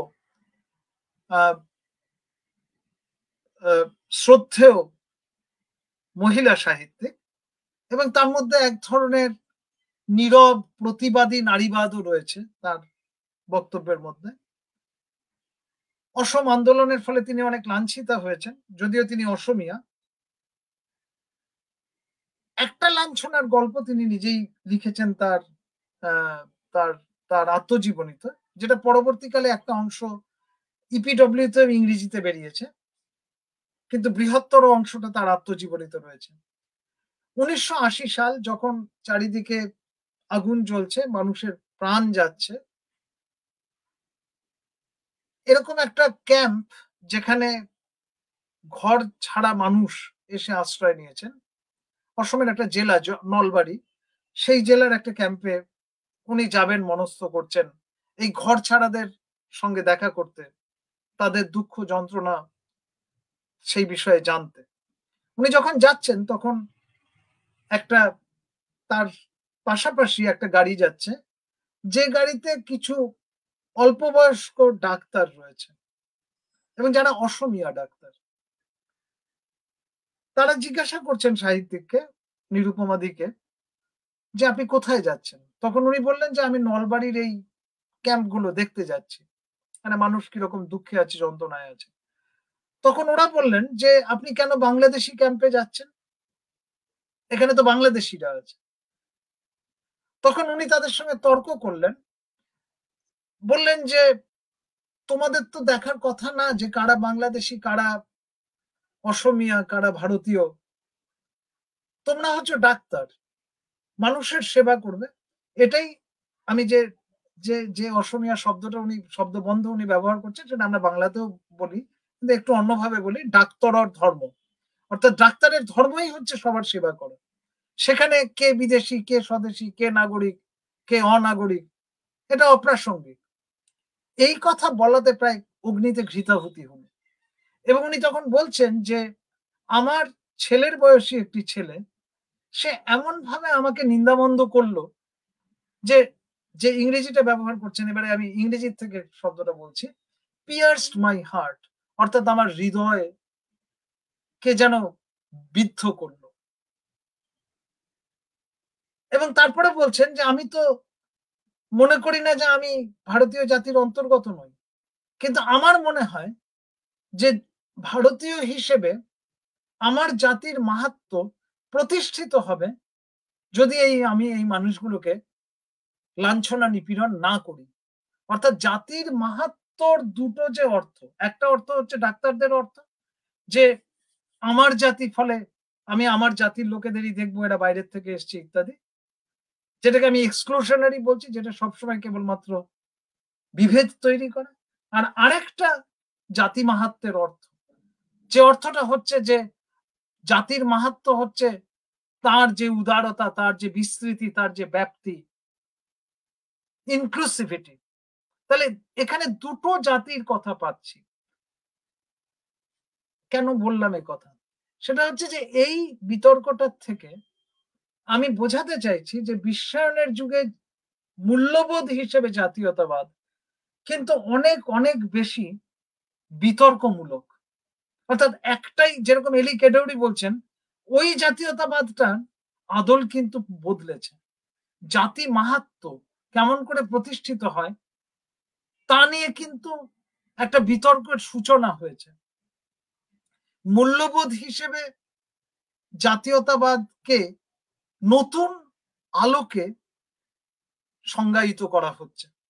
তাহলে আমি একটাই কথা বলে শেষ করি, সেটা হচ্ছে যে বিশ্বায়নের যুগে জাতীয়তাবাদ, এইটার আলোচনাটা একটা জটিল প্রক্রিয়া, এবং এটাকে এই তিনটে স্তর বিভাজন করে আমি কিছু উদাহরণ সহযোগে আমার বক্তব্য পেশ করলাম। আপনাদের ধৈর্যের জন্য ধন্যবাদ। তার কিছু প্রশ্ন আছে, হ্যাঁ, সেই প্রশ্নগুলো স্ক্রিনে দেওয়া হচ্ছে, আমি সেগুলো কি বলে দেবো? স্ক্রিনেও দেওয়া তুমি হচ্ছে। স্ক্রিনে দিচ্ছ তুমি, কিন্তু তুমি যদি পড়ে দাও একটু সুবিধা হয় আমার। হ্যাঁ হ্যাঁ স্যার, ঠিক ঠিক আছে স্যার, ঠিক আছে, আমি বলছি স্যার। হ্যাঁ, মৌপ্রিয়া বলো। বিশ্বাস উনি বলছেন যে আপনি বললেন যে কোনো একটা পার্টিকুলার ভাবনা, যেমন রিলিজিয়ান, ল্যাঙ্গুয়েজ, কালচার এটসেট্রাকে বেশ করে ন্যাশনালিজমের ধারণা গড়ে ওঠে। ভারতে যেমন ইন্ডিপেন্ডেন্স মুভমেন্টের মধ্যেও দিয়েও মানুষের মধ্যে ন্যাশনালিজমের ধারণা গড়ে ওঠে। ইন্ডিয়াতে যেহেতু ডিফারেন্ট কালচার, ল্যাঙ্গুয়েজ, রিলিজিয়ান রয়েছে, কিন্তু তাও ইন্ডিয়া একটি নেশন হিসাবে তার এক্সিস্টেন্সকে বজায় রেখেছে। ইন ফিউচার এই ন্যাশনালিজমের ধারণাটি কতদূর সাস্টেন করবে? করলে তা কিসের উপর বেস করে করবে? আচ্ছা, এই আমি পুরোটা কি এখন, হ্যাঁ আর সেকেন্ড কোয়েশ্চেন পুরোটা বলছে নেই উনি প্রশ্নটা। করেছেন, হ্যাঁ, সেকেন্ড হচ্ছে যে গ্লোবালাইজেশনের ফলে ন্যাশনালিজমের যে ধারণাটি আনইম্পর্টেন্ট হয়ে উঠেছে, সেটি কি তাহলে ফিউচারে নেশনের এক্সিস্টেন্সের জন্য হার্মফুল নয়? কারণ রবীন্দ্রনাথ ঠাকুরের ওই ধারণাটা সত্যি কি অ্যাপ্লিকেবল? স্যার বলবেন তো, আবার একবার বলবো কথাটা। না, আর বলার দরকার নেই, কিন্তু আমি কি এখন উত্তরটা দেব না আরো আরো প্রশ্নের প্রশ্ন জন্য আছে, অপেক্ষা করি? আরো প্রশ্ন আছে স্যার, বলি তাহলে না একে একে করে। না, তো আবার ভুলেও তো যে যাব, আমি একটু ছোট হ্যাঁ ছোট তাহলে করে স্যার উত্তর এটা করুন, দিতেই চাই। তারপরে হ্যাঁ ওটা করুন, তারপরে আমি ওটা আবার বলছি। হ্যাঁ, আমি একটা সাম্প্রতিককালে একটা গবেষণা গ্রন্থ বেরিয়েছে আমাদের অধ্যাপক পার্থ চট্টোপাধ্যায়ের লেখা। সেখানে বলা হচ্ছে যে ভারতবর্ষে জাতীয়তাবাদের বা ভারতীয় জাতির ইতিহাসটা খুব যে বেশি পুরনো এমনটা নয়, এবং সেখানে বলাই হচ্ছে যে এর উৎপত্তি ধরা যেতে পারে ঊনবিংশ শতাব্দীর মাঝামাঝি থেকে। অর্থাৎ এই যে বলা হচ্ছে যে ধরো ভারতবর্ষ একটা বৃহৎ সভ্যতা সহস্র সহস্র বছর ধরে চলছে। আজ এখনকার দিনে বলা হচ্ছে বারবার করে যে ৭,০০০ বছরের পুরনো আমাদের এই সভ্যতা। একটা তফাৎ করা হচ্ছে। তফাৎটা হচ্ছে যে সভ্যতা একটা জিনিস আর জাতি আরেকটা জিনিস। সভ্যতা আমাদের বহু প্রাচীন সুপ্রাচীন, কিন্তু সভ্যতা আমাদের সুপ্রাচীন হলে জাতীয় যে সুপ্রাচীন হবে এমনটা নয়। কেন নয়? তার কারণ জাতির সঙ্গে আধুনিক রাষ্ট্র গঠনের একটা আকাঙ্ক্ষা থাকবে। তা না হলে সেটাকে আমরা জাতি বলবো না। অর্থাৎ যে জাতি রাষ্ট্র গঠন করতে চায় না, একটি একক রাষ্ট্র, ভারতবর্ষে এইরকম একক রাষ্ট্র গঠনের, একক আধুনিক রাষ্ট্র গঠনের ইতিহাস কিন্তু খুব বেশি পুরনো নয়। বড় বড় ধরো এম্পায়ার হয়েছে, কি বলে, সাম্রাজ্য গড়ে উঠেছে, যেমন মোগল সাম্রাজ্য, গুপ্ত সাম্রাজ্য ইত্যাদি ইত্যাদি, কিন্তু একটা একক রাষ্ট্র, আধুনিক রাষ্ট্র বলতে ধরো যার একটা সীমানা থাকবে, ভৌগোলিক সীমানা থাকবে, একটাই রাষ্ট্র থাকবে, একটা শাসন থাকবে, কি বলে, গভর্নমেন্ট, প্রশাসন থাকবে ইত্যাদি, এইগুলো কিন্তু ভারতবর্ষে কেবলমাত্র ঊনবিংশ শতাব্দীর মাঝামাঝি থেকে গড়ে উঠেছে, এমনটাই অভিমত প্রকাশ করছেন অধ্যাপক পার্থ চট্টোপাধ্যায়। তাহলে এইটা একটা। আর ২ নম্বর হচ্ছে, আমি কিন্তু কখনোই বলিনি যে বিশ্বায়নের ফলে অপ্রাসঙ্গিক হয়ে যাচ্ছে, বরং আমি উল্টোটাই বলছি। আমি বলছি যে এত সহজভাবে বলা সম্ভবপর নয়। আমি বরং ৩টে স্তরে বিভক্ত করে বলবার চেষ্টা করলাম যে আসলে বিশ্বায়নের ফলে জাতীয়তাবাদের চেহারাটা যেমন পাল্টেছে, উবে যায়নি, ঠিক তেমনি বিশ্বায়নের ফলে জাতীয়তাবাদের সঙ্গে তার আন্তঃসম্পর্কের নিরিখে জাতীয়তাবাদের চেহারাটাও পাল্টেছে। অর্থাৎ যে জাতীয়তাবাদটা ধরা যাক আমরা প্রাক স্বাধীনতা যুগে দেখতে পেয়েছি, আজকের দিনে জাতীয়তাবাদের চেহারাটা কিন্তু আলাদা। আমি সেটাই বলবার চেষ্টা করলাম। জাতীয়তাবাদ মূল্যবোধ হিসেবে এলি কেডৌরি যেরকম বুঝছেন, ধরা যাক উনার লেখাটা ১৯৬০ ওরকম সময়ে, আজকের দিনে আমরা তা বুঝছি না। আমরা মনে করছি যে জাতির মাহাত্ম্য সেটা অন্যভাবেও প্রতিষ্ঠা হতে পারে। যেমন ধরা যাক যে ডাক্তাররা যদি ধরা যাক কোট আনকোট বাংলাদেশীদের চিকিৎসা করতেন, তাহলে জাতির মাহাত্ম্যটা আরো বেশি উজ্জ্বল হতো, এমনটাই মনে করছেন নিরুপমা বড়মোহাই। বরং তারা এই চিকিৎসা থেকে বিরত থেকে এক ধরনের সংকীর্ণ জাতীয়তাবাদী ভাবনার শিকার হয়েছেন, যেখানে জাতি মাহাত্ম্য আসলে খর্ব হচ্ছে। আমি বোঝাতে পারলাম? ফলে এইটা যে এই যে কন্টেস্টেড নেচার অফ ন্যাশনালিজম, এইটা আমি বারবার করে বোঝানোর চেষ্টা করছি। পরের প্রশ্নটা বলো।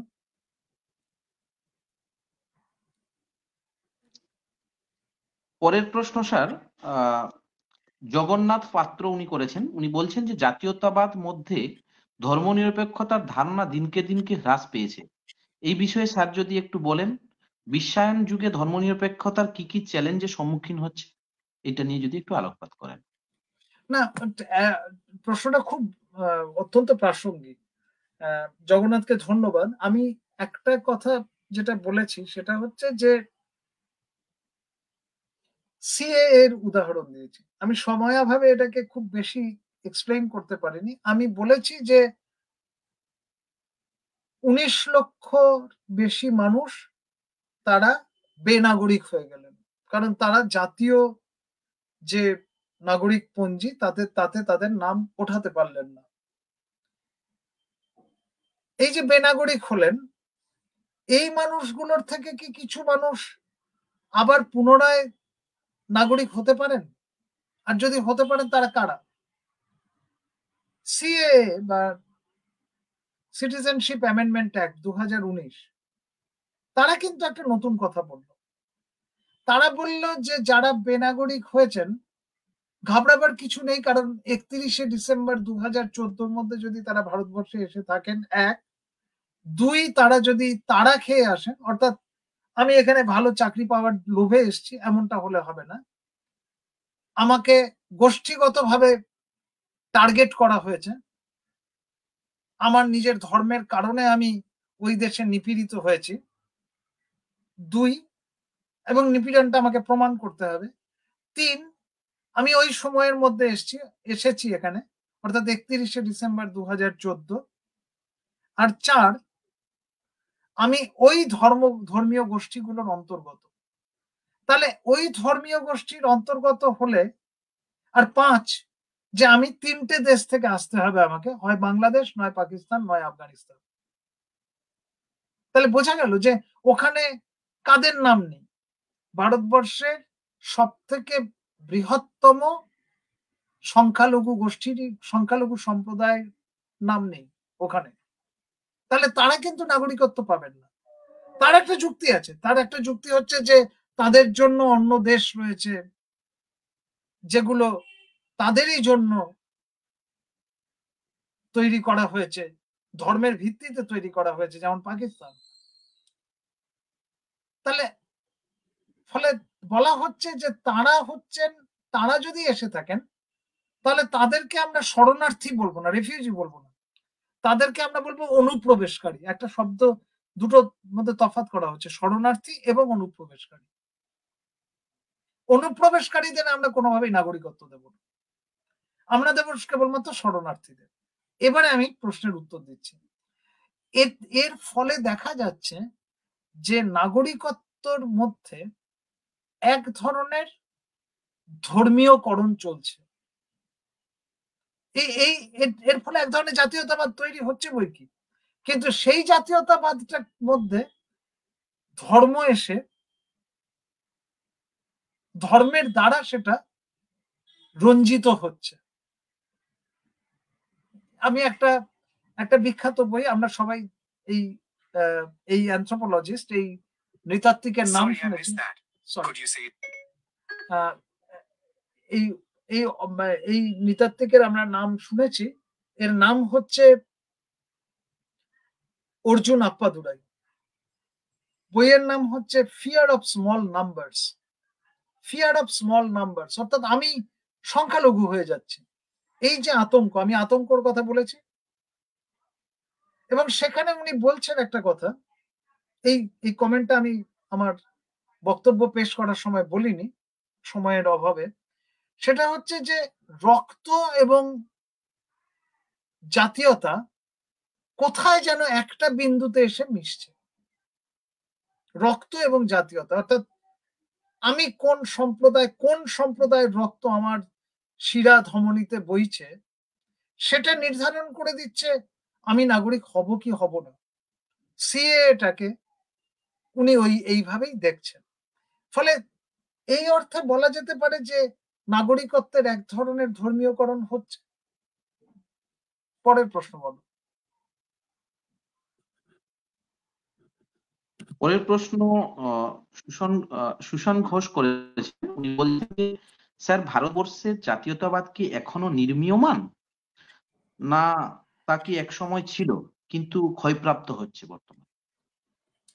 না, আমি যেটা মানে গেলনারের ওই কথাটাই বলি, সেটা হচ্ছে যে ডেইলি প্লেবিসাইটের বাংলা কি? গণভোট। গণভোট। আমাদের দেশে তো প্লেবিসাইট নেই। প্লেবিসাইট কোথায় আছে? যেমন সুইজারল্যান্ডে আছে। আমরা যারা সুইজারল্যান্ডের সংবিধান পড়েছি, আমি পড়িনি, কিন্তু যারা পড়েছো, যারা পড়েছেন, তারা জানেন যে এখানে একটা গণভোটের ব্যাপার আছে। অর্থাৎ দুটো নির্বাচনের অন্তর্বর্তী সময়ে কোনো একটা বিষয়ে মানুষের কাছে গিয়ে তাদের মত জানা, এটাকে বলে গণভোট।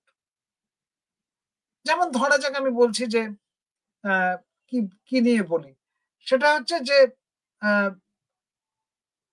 যে এই প্রশ্নটা যদি মানুষের কাছে করা যায়, যেটা পাকিস্তান বলছে, আমি একটা উদাহরণ দিচ্ছি যেটা পরবর্তীকালে ভারতবর্ষের তরফ থেকে উত্তরও দেওয়া হয়েছে। পাকিস্তান বলছে যে একটা গণভোট করা যাক কাশ্মীরে, দেখা যাক যে তারা কোন দলে থাকতে চায়, কোন দেশে থাকতে চায়। তাহলে গণভোটের প্রস্তাব একটা রয়েছে এখানে। উল্টো দিকে ভারতবর্ষের বক্তব্য, এই ভারতবর্ষের বক্তব্যটা না বললে পরে এটা অসম্পূর্ণ থাকবে যুক্তিটা। ভারতবর্ষের বক্তব্য হচ্ছে যে গণভোটটা আবার কিসের দরকার? তার কারণ হচ্ছে যে 47 সালে দেশ স্বাধীন হয়েছে, তারপরে প্রথম নির্বাচন হয়েছে, এতগুলো নির্বাচন হয়ে গেল, কাশ্মীরের মানুষ বিপুল ভোটাধিক্যে তাদের মনোনীত প্রার্থীদের জয়ী করেছেন। তাহলে এখানে তো আর গণভোটের দরকার নেই। তাহলে এই যে আমি গণভোটের কথাটা কেন বলছি, কারণ কারণ গেলনার বললেন, গেলনার একজন প্রখ্যাত নৃতাত্ত্বিক, তিনি বললেন যে আসলে জাতিটাকে প্রাত্যহিক, দৈনিক, ডেইলি প্লেবিসাইট, দৈনিক গণভোটের মাধ্যমে যেতে হয়।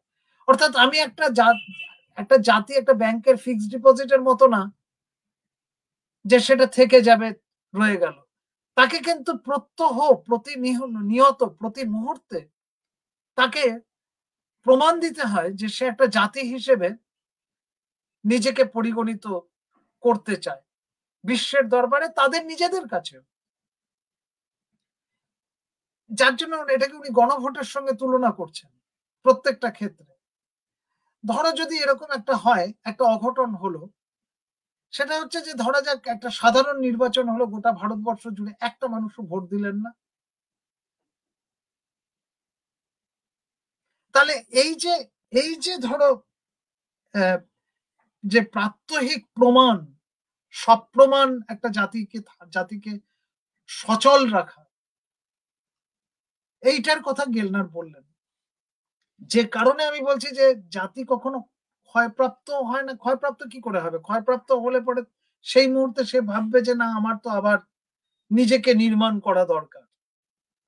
হয়তো একটা জাতি ক্রমাগত বিলীন হতে হতে হঠাৎ একদিন দেখলো যে তারা বিলীন হচ্ছে, দেয়ালে পিঠ থেকে গিয়েছে, তখন তারা তাদের যে জাতিসত্তার চিহ্ন, সেইগুলোকে ইতিহাসের কবর খুঁড়ে সামনে নিয়ে এলো, নির্মাণ করলো, পুনর্নির্মাণ। এর অনেক উদাহরণ দেয়া যায়, কিন্তু আমি সময়ের অভাবে দিচ্ছি না। যদি সময় পরে থাকে আমি নিশ্চয়ই দেব। পরের প্রশ্নটা বলো।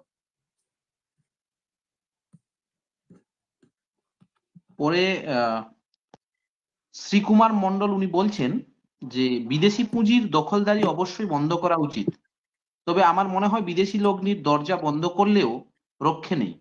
দেশি রাঘব বোয়ালরা দেশটাকে ছেড়ে দেবে না, তাই জাতীয়তাবাদ দেশের অর্থনৈতিক উন্নয়ন ঘটাবে এর কোনো নিশ্চয়তা নেই। বরং জাতীয়তাবাদ যদি শ্রমিক শ্রেণীর পক্ষে না হয়ে দেশের একচেটিয়া কারবারিদের পক্ষ নেয়, এই যেমন উদাহরণ হিসেবে বলা যেতে পারে যে টাটা নমক, দেশকা নমক, বা ফেসিস্টদের পক্ষে নেয়, এই যেমন হিন্দু জাতীয়তাবাদ, তখন ক্ষতি। তাই আমার মনে হয় জাতীয়তাবাদের বদলে শ্রেণী চেতনাই উন্নয়ন ও আত্মনির্ভরতার একমাত্র চাবিকাঠি হতে পারে। এই বিষয়ে আপনার মতামত জানতে পারলে ভালো হতো।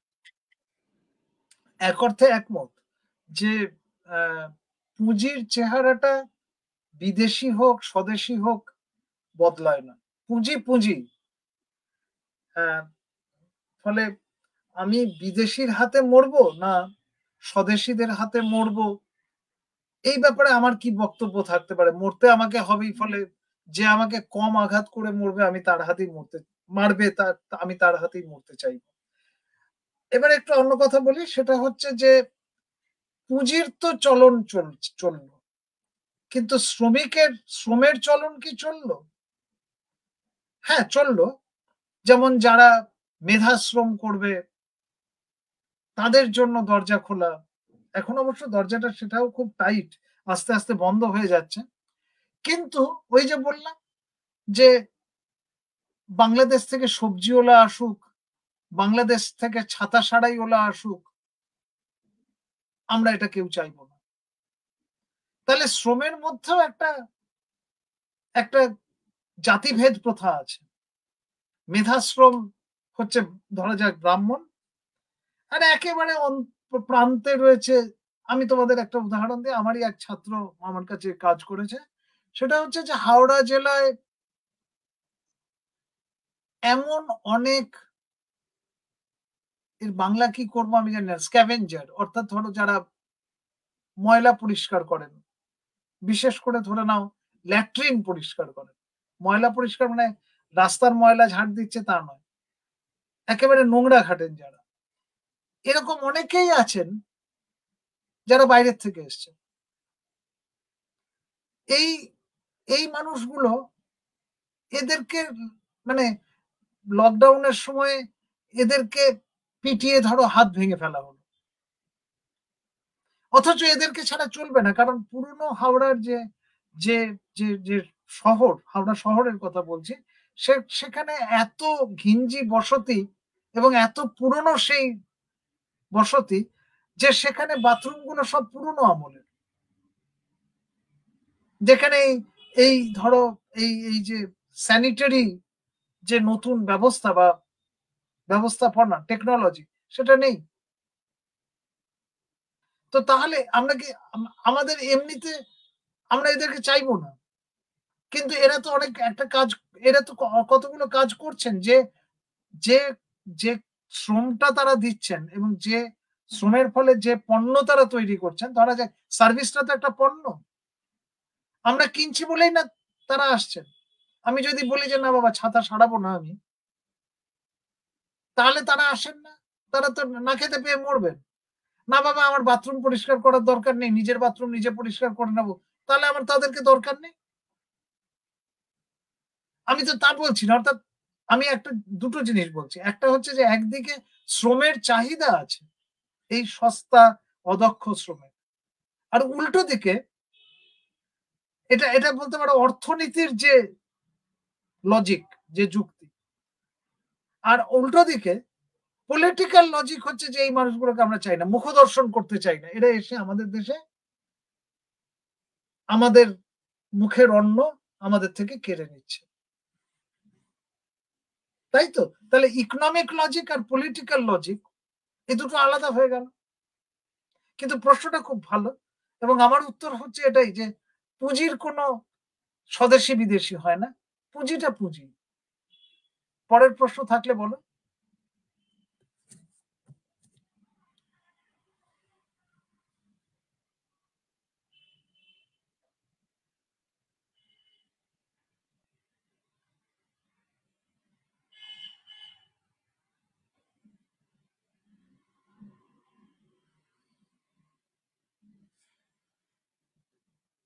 কথা শোনা যাচ্ছে আমার?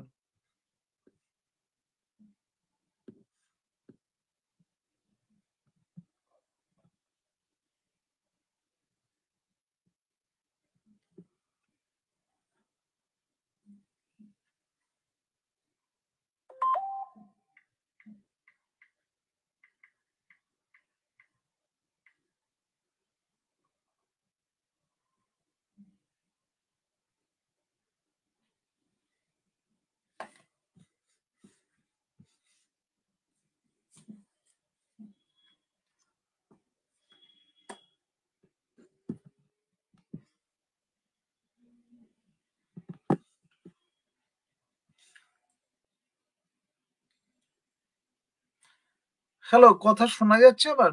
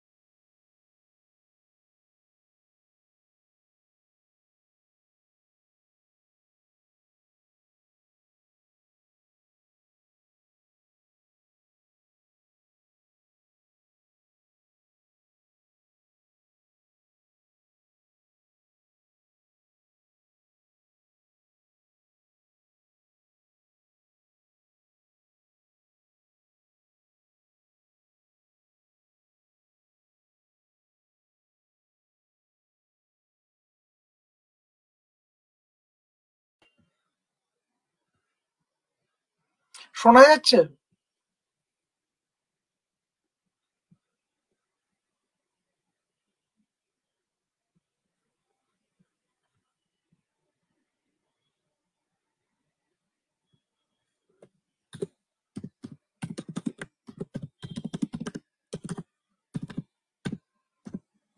স্যার শুনতে পাচ্ছেন আমার কথা? এখন শুনতে পাচ্ছি। হ্যাঁ হ্যাঁ হ্যাঁ স্যার, নেটওয়ার্কের প্রবলেমের জন্য আমরা খুব দুঃখিত, নেটওয়ার্কের প্রবলেম ছিল বলে। স্যার তৈমুর শেখ বলছেন যে কাজী নজরুলের তৈমুর শেখ বলছেন যে কাজী নজরুলের কাজগুলিকে বাঙালি জাতীয়তাবাদে গণ্ডিতে আবদ্ধ করে আমরা আলোচনা করি, কিন্তু আমার প্রশ্ন হলো তৎকালীন ভারতবর্ষের প্রেক্ষাপটে নজরুলের কাজগুলিকে ভারতীয় জাতীয়তাবাদের আলোকে আলোচনা করা যেতে পারে কি? আমি জানি না, মানে আমার কাছে তো মনে হয় না যে নজরুল একজন বাঙালি কবি, বা উনি বাংলায় কাব্য রচনা করেছেন, গান রচনা করেছেন, এবং এরকম একটা বহুমুখী প্রতিভা। তার প্রতিভার মাপবার মতো যোগ্যতা আমার নেই। গান শুনতে ভালো লাগে, কবিতা শুনলে উদ্বুদ্ধ হই, সে তো বলাই বাহুল্য।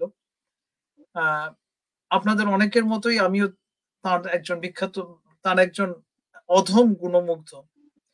আমি শুধু একটাই কথা বলি, সেটা হচ্ছে যে আমি কখনো ভাবিনি যে তিনি বাঙালি জাতীয়তাবাদের কথা বলেছেন। এটা আমার মাথায় আসেনি কিন্তু কখনো। তিনি একটা ভারতীয় জাতীয়তাবাদের কথা বলছেন, ভারত এবং একটা অখণ্ড ভারতীয় জাতীয়তাবাদের কথা বলছেন, যেখানে হিন্দু মুসলিম নির্বিশেষে একটা জাতি গঠিত হবে। এক। দুই, আমার এটাও মনে হয়েছে যে নজরুলের কাব্য রচনার মধ্যে, কবিতা গান, আমার সীমিত যে জ্ঞান, নজরুল নিয়ে কোনো কথা বলার যোগ্যতা আমার নেই, আমি সেটা আগে বলেই দিচ্ছি। আমার যেটা মনে হয়েছে সেটা হচ্ছে যে তার মধ্যে একটা বৈশ্বিক চেতনাও তো আছে। অর্থাৎ তার যে জাতীয়তাবাদ, সেটাকে আমি কখনো সংকীর্ণ জাতীয়তাবাদের তকমা দিতে পারবো না। আমার মনে হয়নি যে সেটা বাঙালি জাতীয়তাবাদ।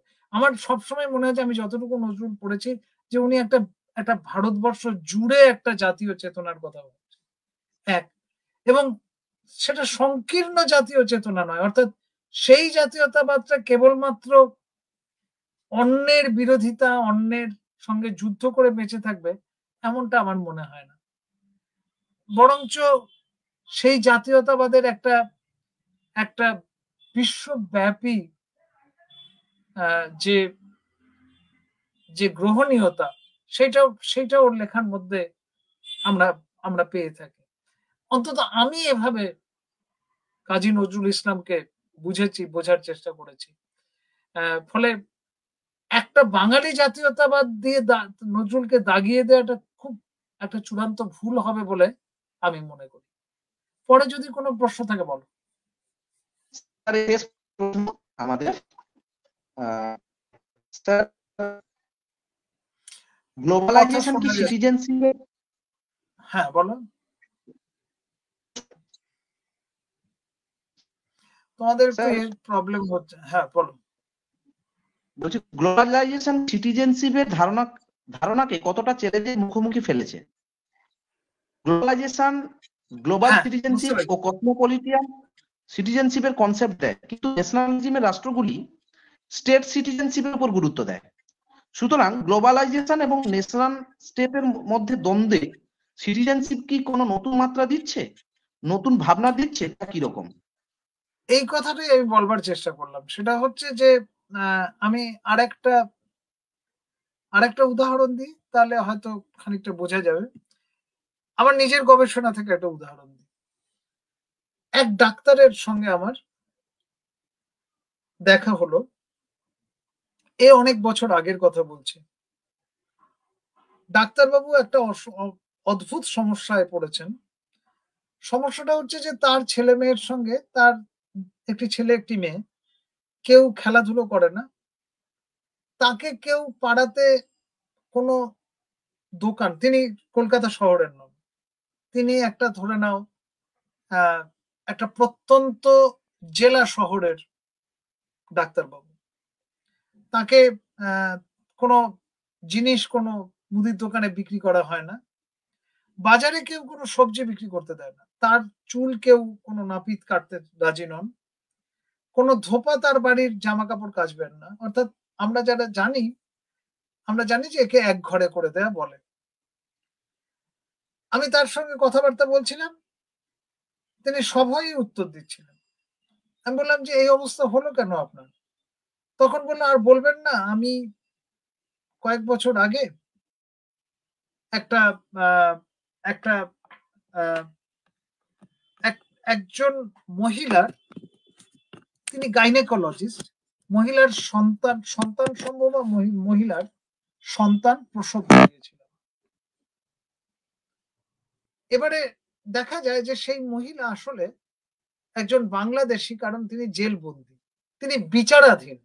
বাংলাদেশী বলাটা ভুল হবে, কারণ তিনি বিচারে তখনো প্রমাণ হয়নি যে তিনি বাংলাদেশী। কারণ যতক্ষণ বিচার না হচ্ছে ততক্ষণ তো আমরা কাউকে বলতে পারি না তিনি বাংলাদেশী। এবং তাকে এলাকার লোক সবাই বলে যে তিনি জাতীয়তাবাদ বিরোধী, জাতি বিরোধী কাজ করেছেন, অন্যায় কাজ করেছেন। একজন বাংলাদেশী সন্তান সম্ভবা নারীর সন্তান প্রসব করিয়েছেন। আমি বললাম, তো আপনি করাতে গেলেন কেন? আমি ইচ্ছে করেই একটু অগ্নিতে ঘৃতাহুতি দিলাম বলতে পারো। তো তাতে উনি বললেন যে, "আমি এখনো মনে করি না যে আমি কোনো অন্যায় কাজ করেছি। এবং আমি মনে করি যে এতে করে আমার জাতির মাহাত্ম্য আরো উজ্জ্বলতর হয়েছে। যে আমরা তো অন্যদের মতো নই। আমরা একটা বৃহৎ মহৎ জাতি। যে জাতির মধ্যে উদারতা রয়েছে। এবং এই চূড়ান্ত সংকট, চূড়ান্ত বিপদের দিনে আমি তার পাশে গিয়ে দাঁড়িয়েছি। আমি এখনো গর্বিত মনে করি।" উনি আমাকে বললেন। এবং আমি মনে করি যে আমি একজন ভারতীয় জাতির একজন একজন উদ্গাতা। কিন্তু আমার জাতীয়তাবাদটা ওই সংকীর্ণ জাতীয়তাবাদ নয়, যেখানে ধরো বলা হচ্ছে যে যত বিপদেই পড়ুক, যত সংকটেই পড়ুক, দরকার নেই আমার। আমি নিরুপমা বরগোহাঁইয়ের যে উদাহরণ দিলাম। অর্থাৎ বিশ্বায়নের যুগে এই যে টানাপোড়েন, যে বিশ্বমুখী জাতীয়তাবাদ নাকি রাষ্ট্রমুখী জাতীয়তাবাদ, দুটোই কিন্তু জাতীয়তাবাদ। এবং তার মধ্যে একটা টানাপোড়েন চলছে।